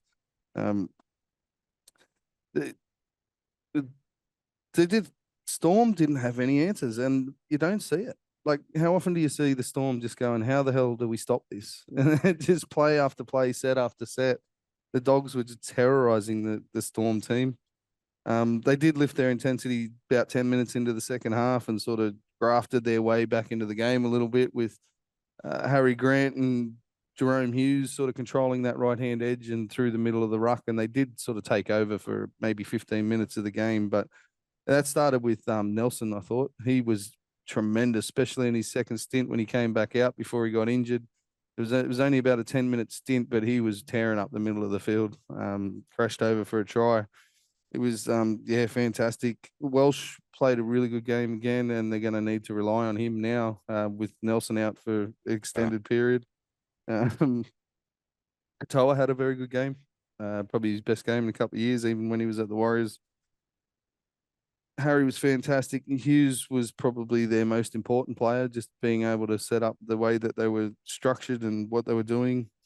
The back five were brilliant for the Bulldogs. The halves were okay, did a job. Fatala Mariner and Sutton, that's the sort of the glue they were missing last year. I think the guys, those workers, and I think that's something that we mentioned earlier with the Roosters and the Raiders are both sort of probably missing those workers that just can, when you do go to your bench, they just work and do all that hard stuff in the middle of the field. Max King is just stamped himself as a first grade front rower. He's doing fantastic things there for the Bulldogs. Preston was awesome, and Kiraz had his breakout game. That's the best game he's ever played, and will probably be one of the best games he will ever play. But he's got a very good fend. He's fast. He's strong enough. He's going to cause some problems for defenders in years to come. Absolutely. Ollie, you can go now because Mr. Pat Barney, if there's 2 bourbons on that table, if you want to go grab them. Yeah, right. But let me know if you want to. Yeah, I'll mute you. Until then, Ollie, what do you think? Well, the Dogs pretty much went from playing Barrett ball to Potter ball in the space of a week because they looked completely different in attack, and a lot of their praise is obviously going towards their attack and how good they were. But I want to highlight that their defense as well. That they had 6 players make at least 30 tackles during the game. Reid Marnie obviously making 44 tackles. And we've spoken about him, how good he was in attack and in defense. The back five as well for the Bulldogs, exhilarating with the ball. Nelson Asofa Solomona, I mean, I've spoken about how the Melbourne Storm spine, how important their spine is to them. And if they get any injuries, and they did with Cameron Munster, although he's back in a couple of weeks, how much that's going to hurt them. But to be missing Nelson for, around 8 to 10 weeks, that's huge with how weak their forward pack has gotten, and he's a real leader in that side in the pack. And I think that they're really going to struggle. And once he was off the field, that they were just quite pedestrian, I'd have to say, Melbourne. That they don't really offer a lot other than Christian Welch, but I think we flagged this, Ollie. We suggested this was on the cards. And now it's come to fruition. And now that they're digging into your Gary Andersons of the world, and it's like, he didn't even play, but he did. Yeah, he did play 70. Sorry, he went off. I was looking at the stats. Isn't this what we get? Like, this is now a reserve grade team propped up by 2 international players. Yeah, I think so. With Walsh, Christian Welch is going to have to put in a with King and pretty special effort over the next few weeks. Then again, with that being said, Melbourne's next game is up against a certain coastal team that is golden. So I feel like they might be right next week at least. But very good. Can't you smell it? Ambush. Smell what the depleted underdog Melbourne Storm team beating the Gold Coast Titans. But the thing is as well, I wanted to point out the Dogs' defense really good. Kyle Flanagan actually had a really good defensive game as well. He wasn't in those 6 players that made 30 tackles, but for him, standout defensive performance. But with Melbourne, I'm pretty sure every player in their forward pack missed at least 2 tackles. It seemed like every player in the side as well at least missed a tackle, which is usually you have a couple that have a solid 100% defensive game, especially at the Melbourne Storm. But this just goes to show the changes, especially in that forward pack. Some of the missed tackles were very, very poor. So it's Dogs, I think, nearly a complete performance because, again, on attack, they were great, and that's what everyone's talking about. But defensively, they were amazing as well, especially, obviously, in that first half. Matt Burton, David? Things that make you go, Matt Burton? Much better in this one. Still not no, he's not a full-fledged halfback. Or 5'8". Or 5'8". No. It's a couple of question marks just around his ball playing, to be honest. His kicking game's okay.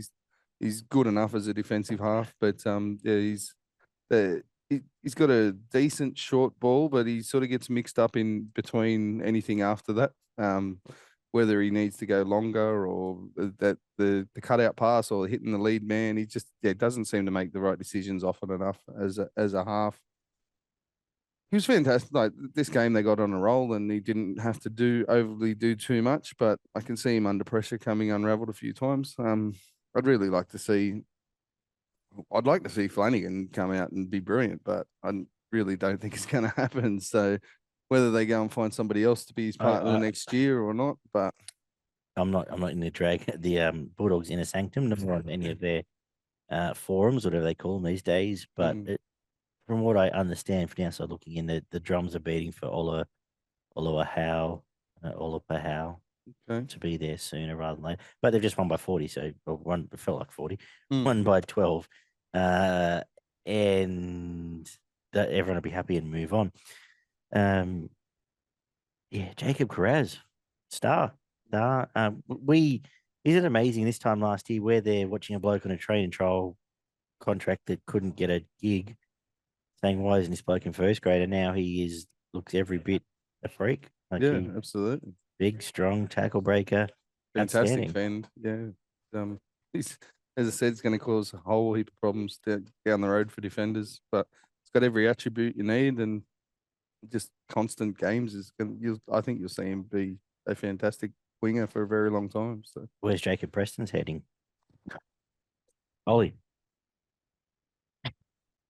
Oh, you're back, Barn? Yeah, well, there's already comparisons, Gus, with Josh Jackson, and he very much fits that mold, to be honest. Hangman Jacob Preston. Constant, just constant work, pressure and defense. He's the first guy out there to chase the kicker. He's just always in the right position, and it's only his second game, so we'll see how he goes. We've seen, well, it's exciting. We've seen some stars be born. Great for the Dogs. Great. I'm looking forward to watching them play, because it's amazing that for the best part of 5 years they've been the most boring team under the sun, and now we get to watch. Still one of these bourbons. Now we get to watch an attacking flair, and we'll see what Serrata can bring, because if we're led to believe, he will get the best out of Burton, and he may well get the best out of Flanagan. So exciting times. You're a Doggies fan. Who wants to take 3, 2, 1 here?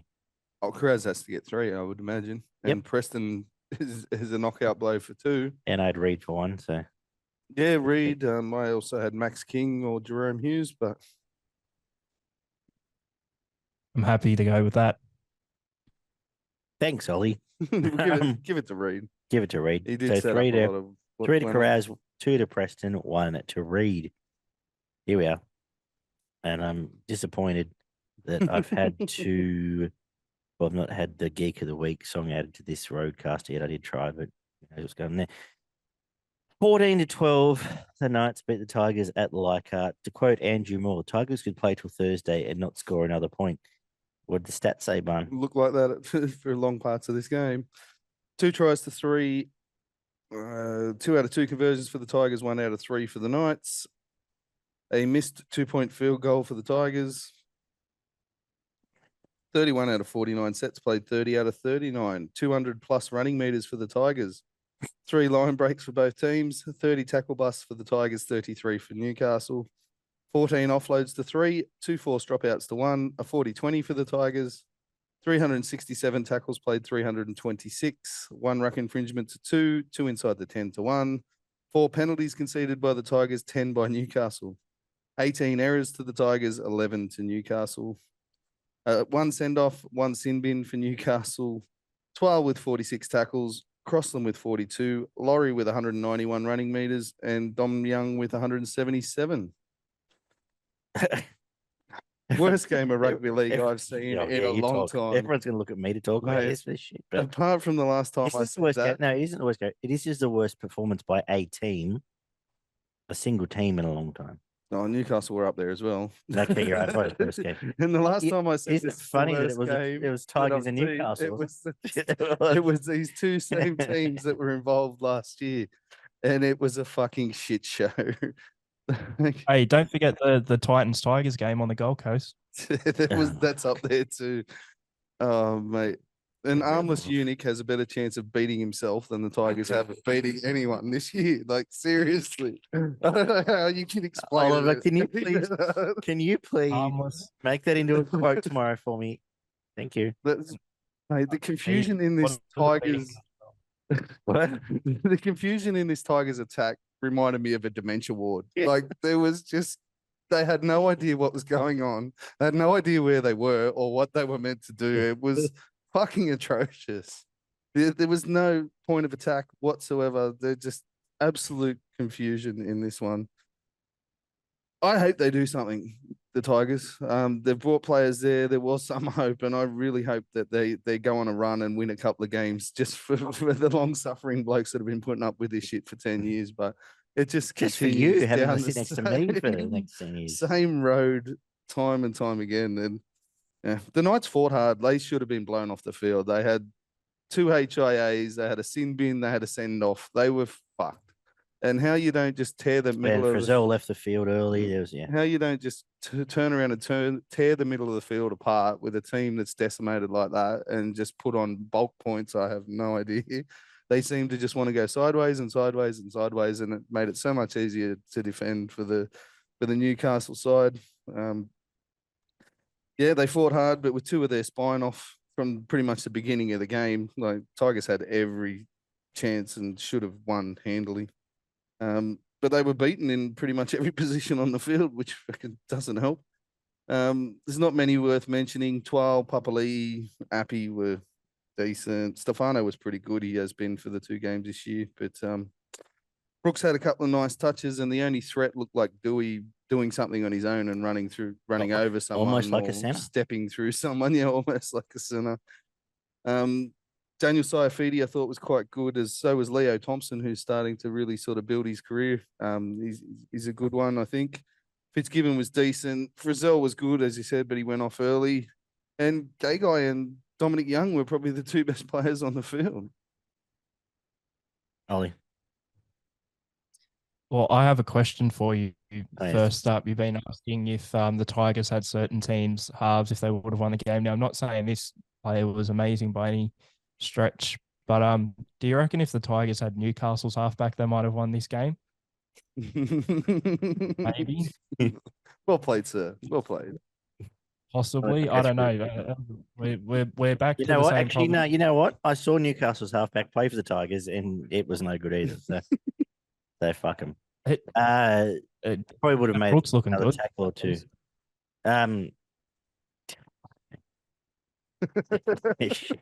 This was I've never been more disgusted. Like I've been plenty disgusted lots of times. This was atrocious. Like when things happen in footy games, you go, "Oh, he's off. Oh, we'll win now." He's off. Oh, we'll win now. Because all you have to do is you fucking go. He'll have the hit up. He have the hit up. You have the hit up. They'll be tied soon. Have one more hit up. One of us will score just there next to the post. At no point do they think, let's try that. Maybe for 3 sets in a row. Because they went left to right and right to left, and do your right foot step, and he'll do this, that, and the other.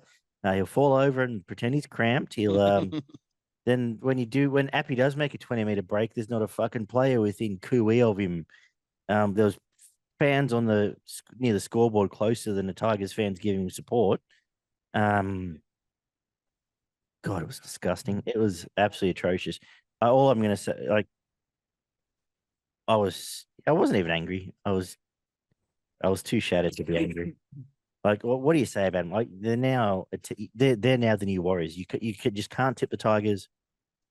And if they win a game, you just go, okay, well, cop it on the chin. I got move fucked.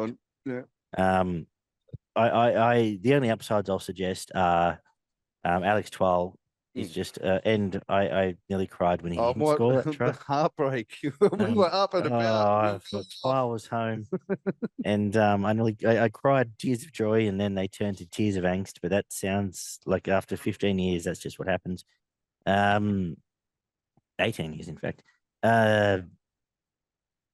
Laurie's out this week. Like they need to make changes. They've got money to spend, but then I don't know.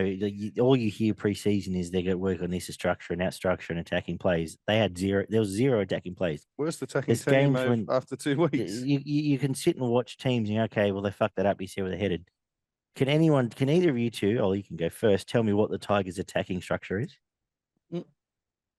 There isn't a structure. I mean, but like in that trial game against Canberra, it looked like there was a structure, and they were sort of getting on top of the going through the middle and then getting the ball out to the edges, and the edge players looked great. However, they've decided to not have a structure when it comes to playing for points, which is good for them, I suppose. But maybe these blokes that have been there 3, 4, 5 years just default to being Poisoned. geeks. Like maybe they just don't know how to attack. They go, "Oh, we're on the footy field now. What do we do now?" That's it. Chicken with their head cut off, mate.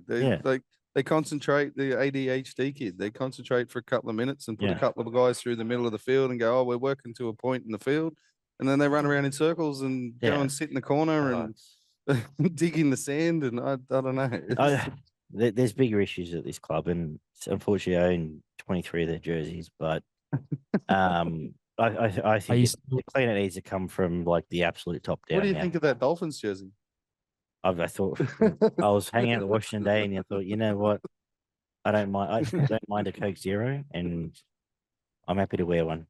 I think because God, my fins started just pointing up for a little bit there because fuck, that was awful. That was so bad. Like I can't even sit here and rap Newcastle players. No. I can't. Like they tried hard. They went around and existed in a world where the other team were much worse than them. I don't even know. Like I said, everyone treat them as they can't possibly win another game this year until they do. And the worst thing is they'll probably come out and beat fucking Souths or someone in 3 weeks.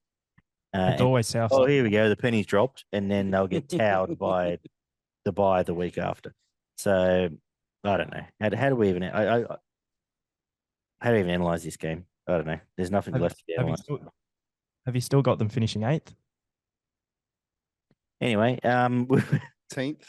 18th. No, they are. They can achieve. They can be the first team to ever finish lower than the wooden spoon.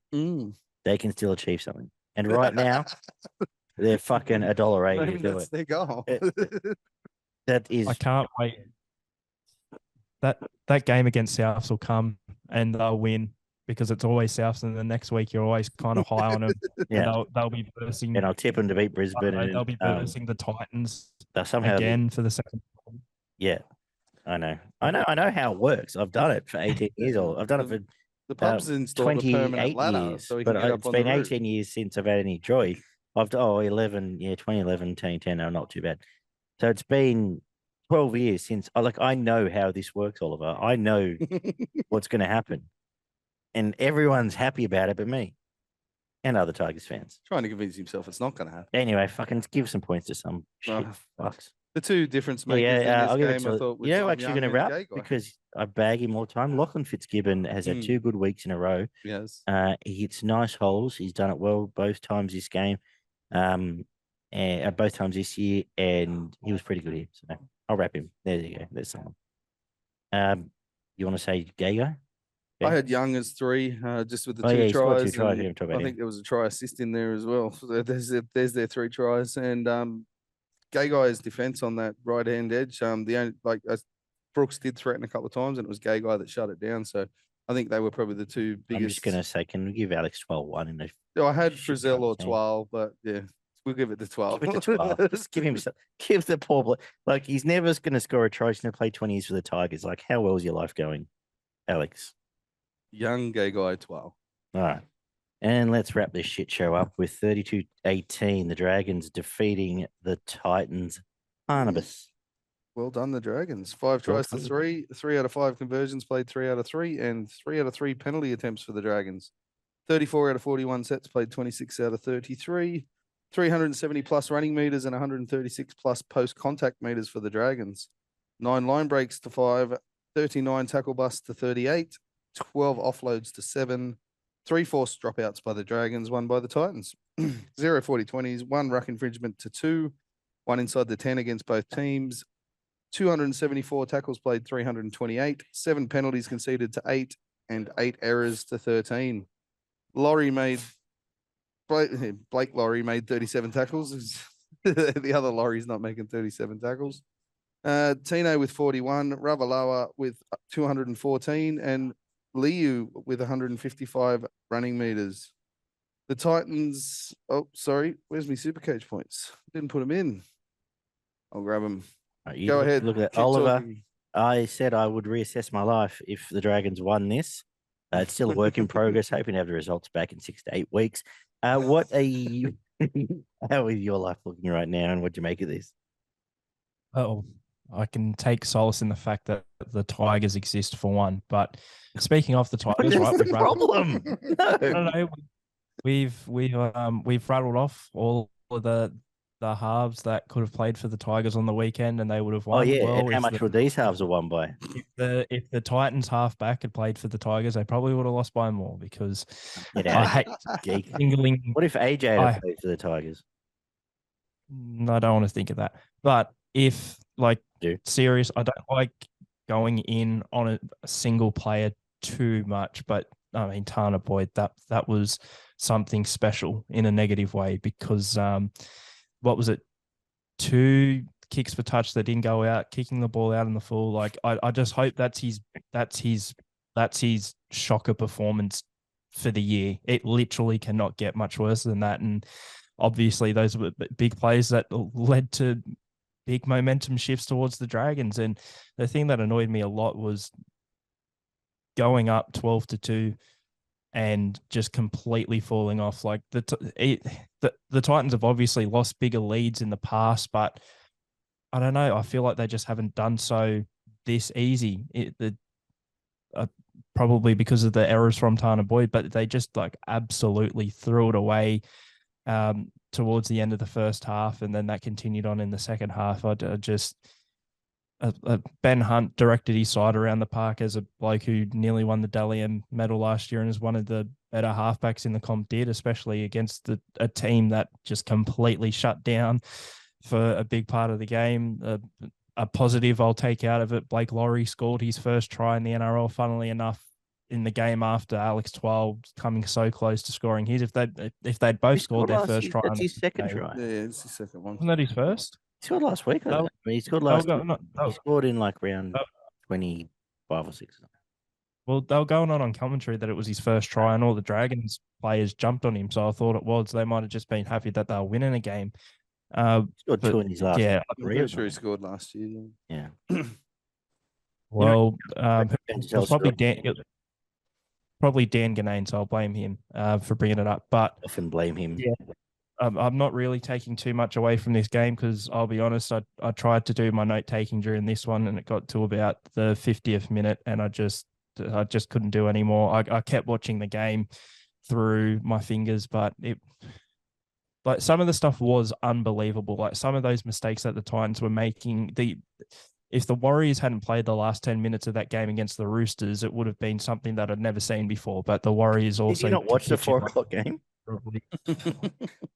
But both teams were horrible in that game. It wasn't like one team was playing well, sort of realistically in the hunt or leading the game and then just threw it away like the Warriors and Titans did. But I don't know what to say because next week against Melbourne are usually a team, funnily enough, that the Titans overperform against for whatever reason. They're nowhere near a bogey team because they don't actually beat them, but there have been a few times where they've nearly pipped them to the post. And you'd think with how Melbourne played and the players they got out against the Bulldogs that the Titans might be a chance, but I don't think they're any chance at all. I feel like there are big concerns around the Titans as there were the Tigers. I mean, you want to talk about how poorly the Tigers and the Knights played. The Titans were right there with them. I've just got to be honest. I pulled the form guide reference earlier with the Cowboys. You got to say, you look at it and go, well, Titans got beaten by the team we tipped for the spoon and beat the worst team in the comp last week. So maybe you're right, Oliver. It could be an early shout for bottom 3. Maybe not, but maybe that is. You know what? I think Gump said it in our chat. Maybe we watch the bottom 4 teams all play this Sunday night. Maybe Knights, Tigers, Dragons, Titans. The Dragons didn't look like a bottom 4 team for large parts of this game. I thought helps when you have an international halfback. Yeah. Just how much would the Tigers have won by if Ben Hunt had played for? Points. You know what they should have done? They should have had Ben Hunt and Tana Boyd play for him to even it out, just to make it interesting. Tino with 111 Supercoach points, Ben Hunt with 89, and Zach Lomax with 82, which few penalties and goals there I think helped because I don't think he was overly that good in the general scheme of the game. But I was in a. I'll let you go. I'll let you finish because I was in a coma for a large part of this game because I had a significant wager on the Titans, who firmed from $2.20 into $1.80, at around a 2.20. And for those that know me, a significant wager is a significant wager. It's not a small one. So I had to wake up from my coma later, Barney. So you tell, only bloke I want to rap is that Blake Laurie deserves all the chocolates because he is so good. Tries for who he is and what he brings to the table. He tries his absolute ass off, works hard, hits up, tackles, and to see him score a try at least brought a small bit of warmth to my cold heart, David. Yeah, well, the new Titans got on the bus and they got there and played for about 20 minutes, and then they swapped the entire 17 and put on last year's the old Titans. last year's Titans. The good news is, Ollie, Brian Kelly's fit. Oh yes, please. And yeah, they were in control and dominating for the first 20 minutes. Like AJ was just buzzing around everywhere, bouncing off tackles, setting up points, and looked like he was just going to take this game and rip it to pieces. And it looked like it was going to be a dominant Titans win, and everyone could sit back and go, yeah, Dragons are going to run last, and the Titans are a bit better than what they were last year. But their defense just went out the window completely. They clocked off for the rest of the night, and the Dragons were good for the last hour of the game. They looked nothing like a wooden spoon side, even though they were flattered by the defense of the Titans. Yeah, I mentioned AJ. He was popping around, and then he just abracadabra. The bloke just disappeared. I don't think you saw him again for the next 60 minutes of this game. So I don't know what happened there. Lovely individual effort from Sloan for that try where he busted through the middle. He's got some serious pace, and yeah, if he gets his head right and gets treated, clearly a much better spot after Charity Shield. And apparently, if you hadn't heard, the first bloke to message him after the game was Latrell. So nice, that's all good. But we've said it for freaking 18 months. But if they get him right, there's an X factor that a lot of teams don't have. Absolutely. Big guy, a lot of pace. He's only going to get stronger the longer he's in the first grade setup. So someone that can turn into a very good player down the track. Hunt had a really nice run and pass, and that created two scoring opportunities for the Dragons. And then it was just a procession. They just clocked in, went through the motions through the middle of the field, and the Titans were just on the back foot. Right up until probably the last 10 minutes of this game, where they just proceeded to get run over through the middle of the field. Titans, again, another game where they got stuck on the back foot and could not change the momentum of this game one little bit. And they just had to scramble. And when you do that for more than sort of 10 or 15-minute periods, it just wears you down and completely breaks your team apart. And we saw it a couple of times this weekend. It happened to a few different teams. The entire back line, including the halves, didn't really make any sort of impact at all from the Titans into against the Dragons defense. They didn't seem worried about anybody from the 1 jersey down to the 7. They did not, except for AJ in that 15 to 20-minute period at the start. Most of their forwards were average without being bad. They just sort of went through the motions and did their job. Fafita and Tino were their standouts. They were their best 2 players on the field for the Titans by a mile. Poor old Matt Feaguy had a night to forget. I think he had a couple of runs, missed a tackle, a couple of pretty poor errors, and yeah, he definitely had a night to forget. But the other 4 of the back 5 were really good. Sloan Ravalawa had probably the biggest impact on the game. He was fantastic, running over 200 meters and bumping guys off left, right, Again, and center. Remember 2 years ago we thought he was the next big thing and he just disappeared. And then last year was stop and start and a bit of shitty. Pretty good, pretty bad. Yeah, good and bad last year. But he's he had a very big impact on the game. I thought Hunt and Bird were the puppet masters in this game. They were fantastic in the middle of the field with their ball playing and footwork at the line. It was Little's best game of his career, I think. Yes, he it played was. as a small forward, and yes, I was going to ask you about that because ironically, Simpkins was nowhere to be seen. Yeah. But yeah, I think it was Little's best game of his first grade career. He was in everything, playing as a small forward there at different parts of this game. It was pretty good. Laurie was brilliant, as you already mentioned, and Ravalawa. So yeah, they're probably the three that I'd be mentioning would be Ravalawa, Hunt, and yeah, Tino and Laurie. So given we laid between the three of us laid 6 boots into this Dragons team, Mm, I guess you got to give them raps. And if absolutely. they have found, in fairness, they found a bit of size. They went and got Musgrove, who's never been a better system, Game might be a breaker or superstar. anything, but But he went and found someone who's going to add some size to their pack. Again, Murdoch Masilla, same thing. Priscilla, yeah. So they've addressed, and as we talk about teams that address their issues, you've got to give them tick. Got a couple of guys on their night in Sully and Lomax that can break a game open. Some teams don't, yeah. Lomax, it was fine. He's right. Ollie, you anything else to add there? You're just looking sad. I don't know how a team, and they've done it so many times, can go for like playing so good for a portion of the game. And I'm there, obviously I spoke about the 20-minute curse, like how teams have the momentum and they're sort of matching the other team. I'm not talking about that. How a team can completely and utterly dominate a game for a period and then just completely and utterly shut off and decide that they're just not going to play anymore. I'm not making any accusations. Ollie, I say this. How old are you? Just remind me. I say this in jest, 22? But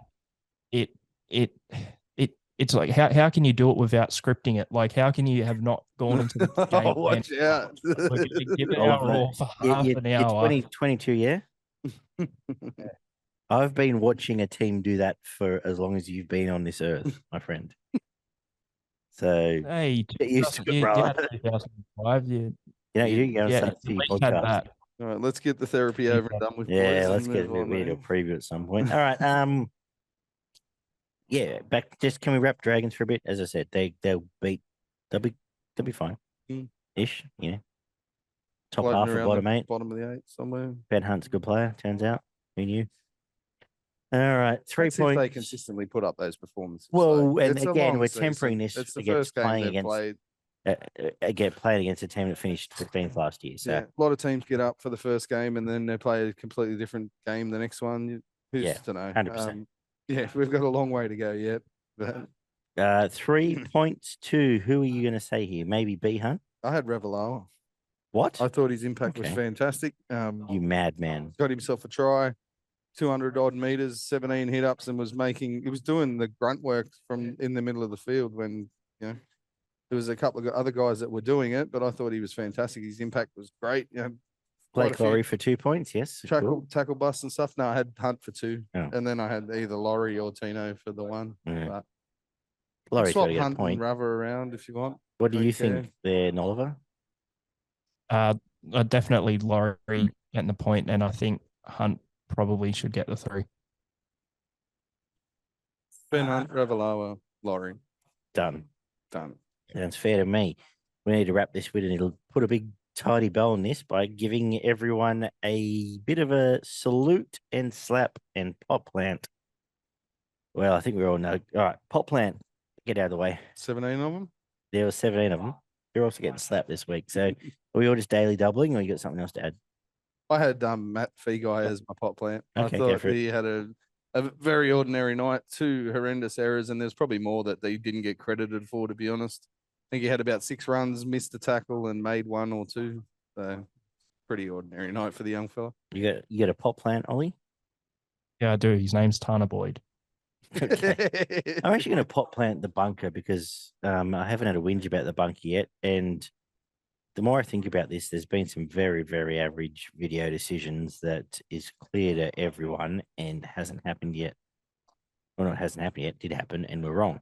Anyway, we're going to slap some people, and we know who I'm slapping. It's the entire West Tigers outfit, their coaching staff, their upper management, most of the supporters, and anyone that hosts a West Tigers podcast, or at least comes on a podcast and talks about the West Tigers incessantly, such as myself.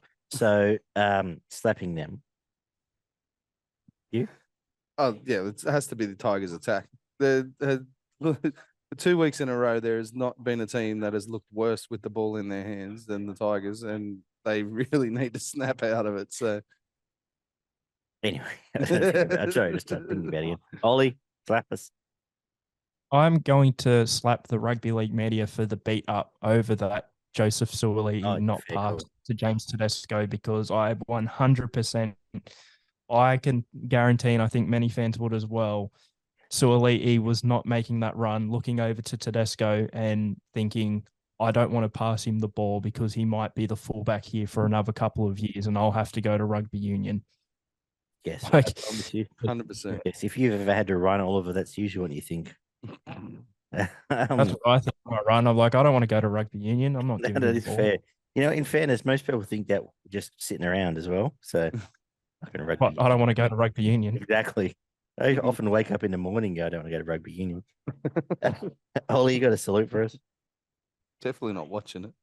Oh, fuck, it's I'm torture. going to, you know what? I'm going to salute the, do we call it surprising halves defend. I've made a meal of this, but the defensive performances from two halves that sort of surprised us, Kyle Flanagan and Jerome Luai this week. Defensive performances are the performances in general. No defensive performances. I'm going to highlight defensive because you don't really expect huge defensive performances from either of those halves, and they did the work this week. Beauty. Fun.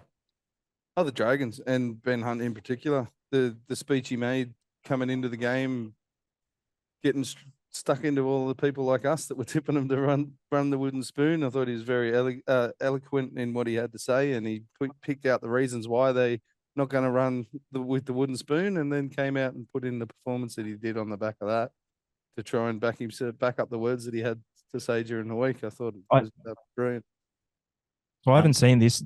The reasons he gave himself and him.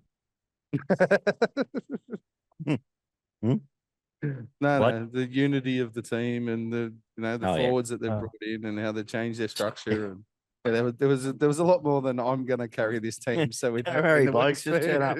We'll be sweet. I'll get us home. We're fine. Sweet, bruv. Yeah, I understand he can't tell the truth, so that's all right. I am going to salute.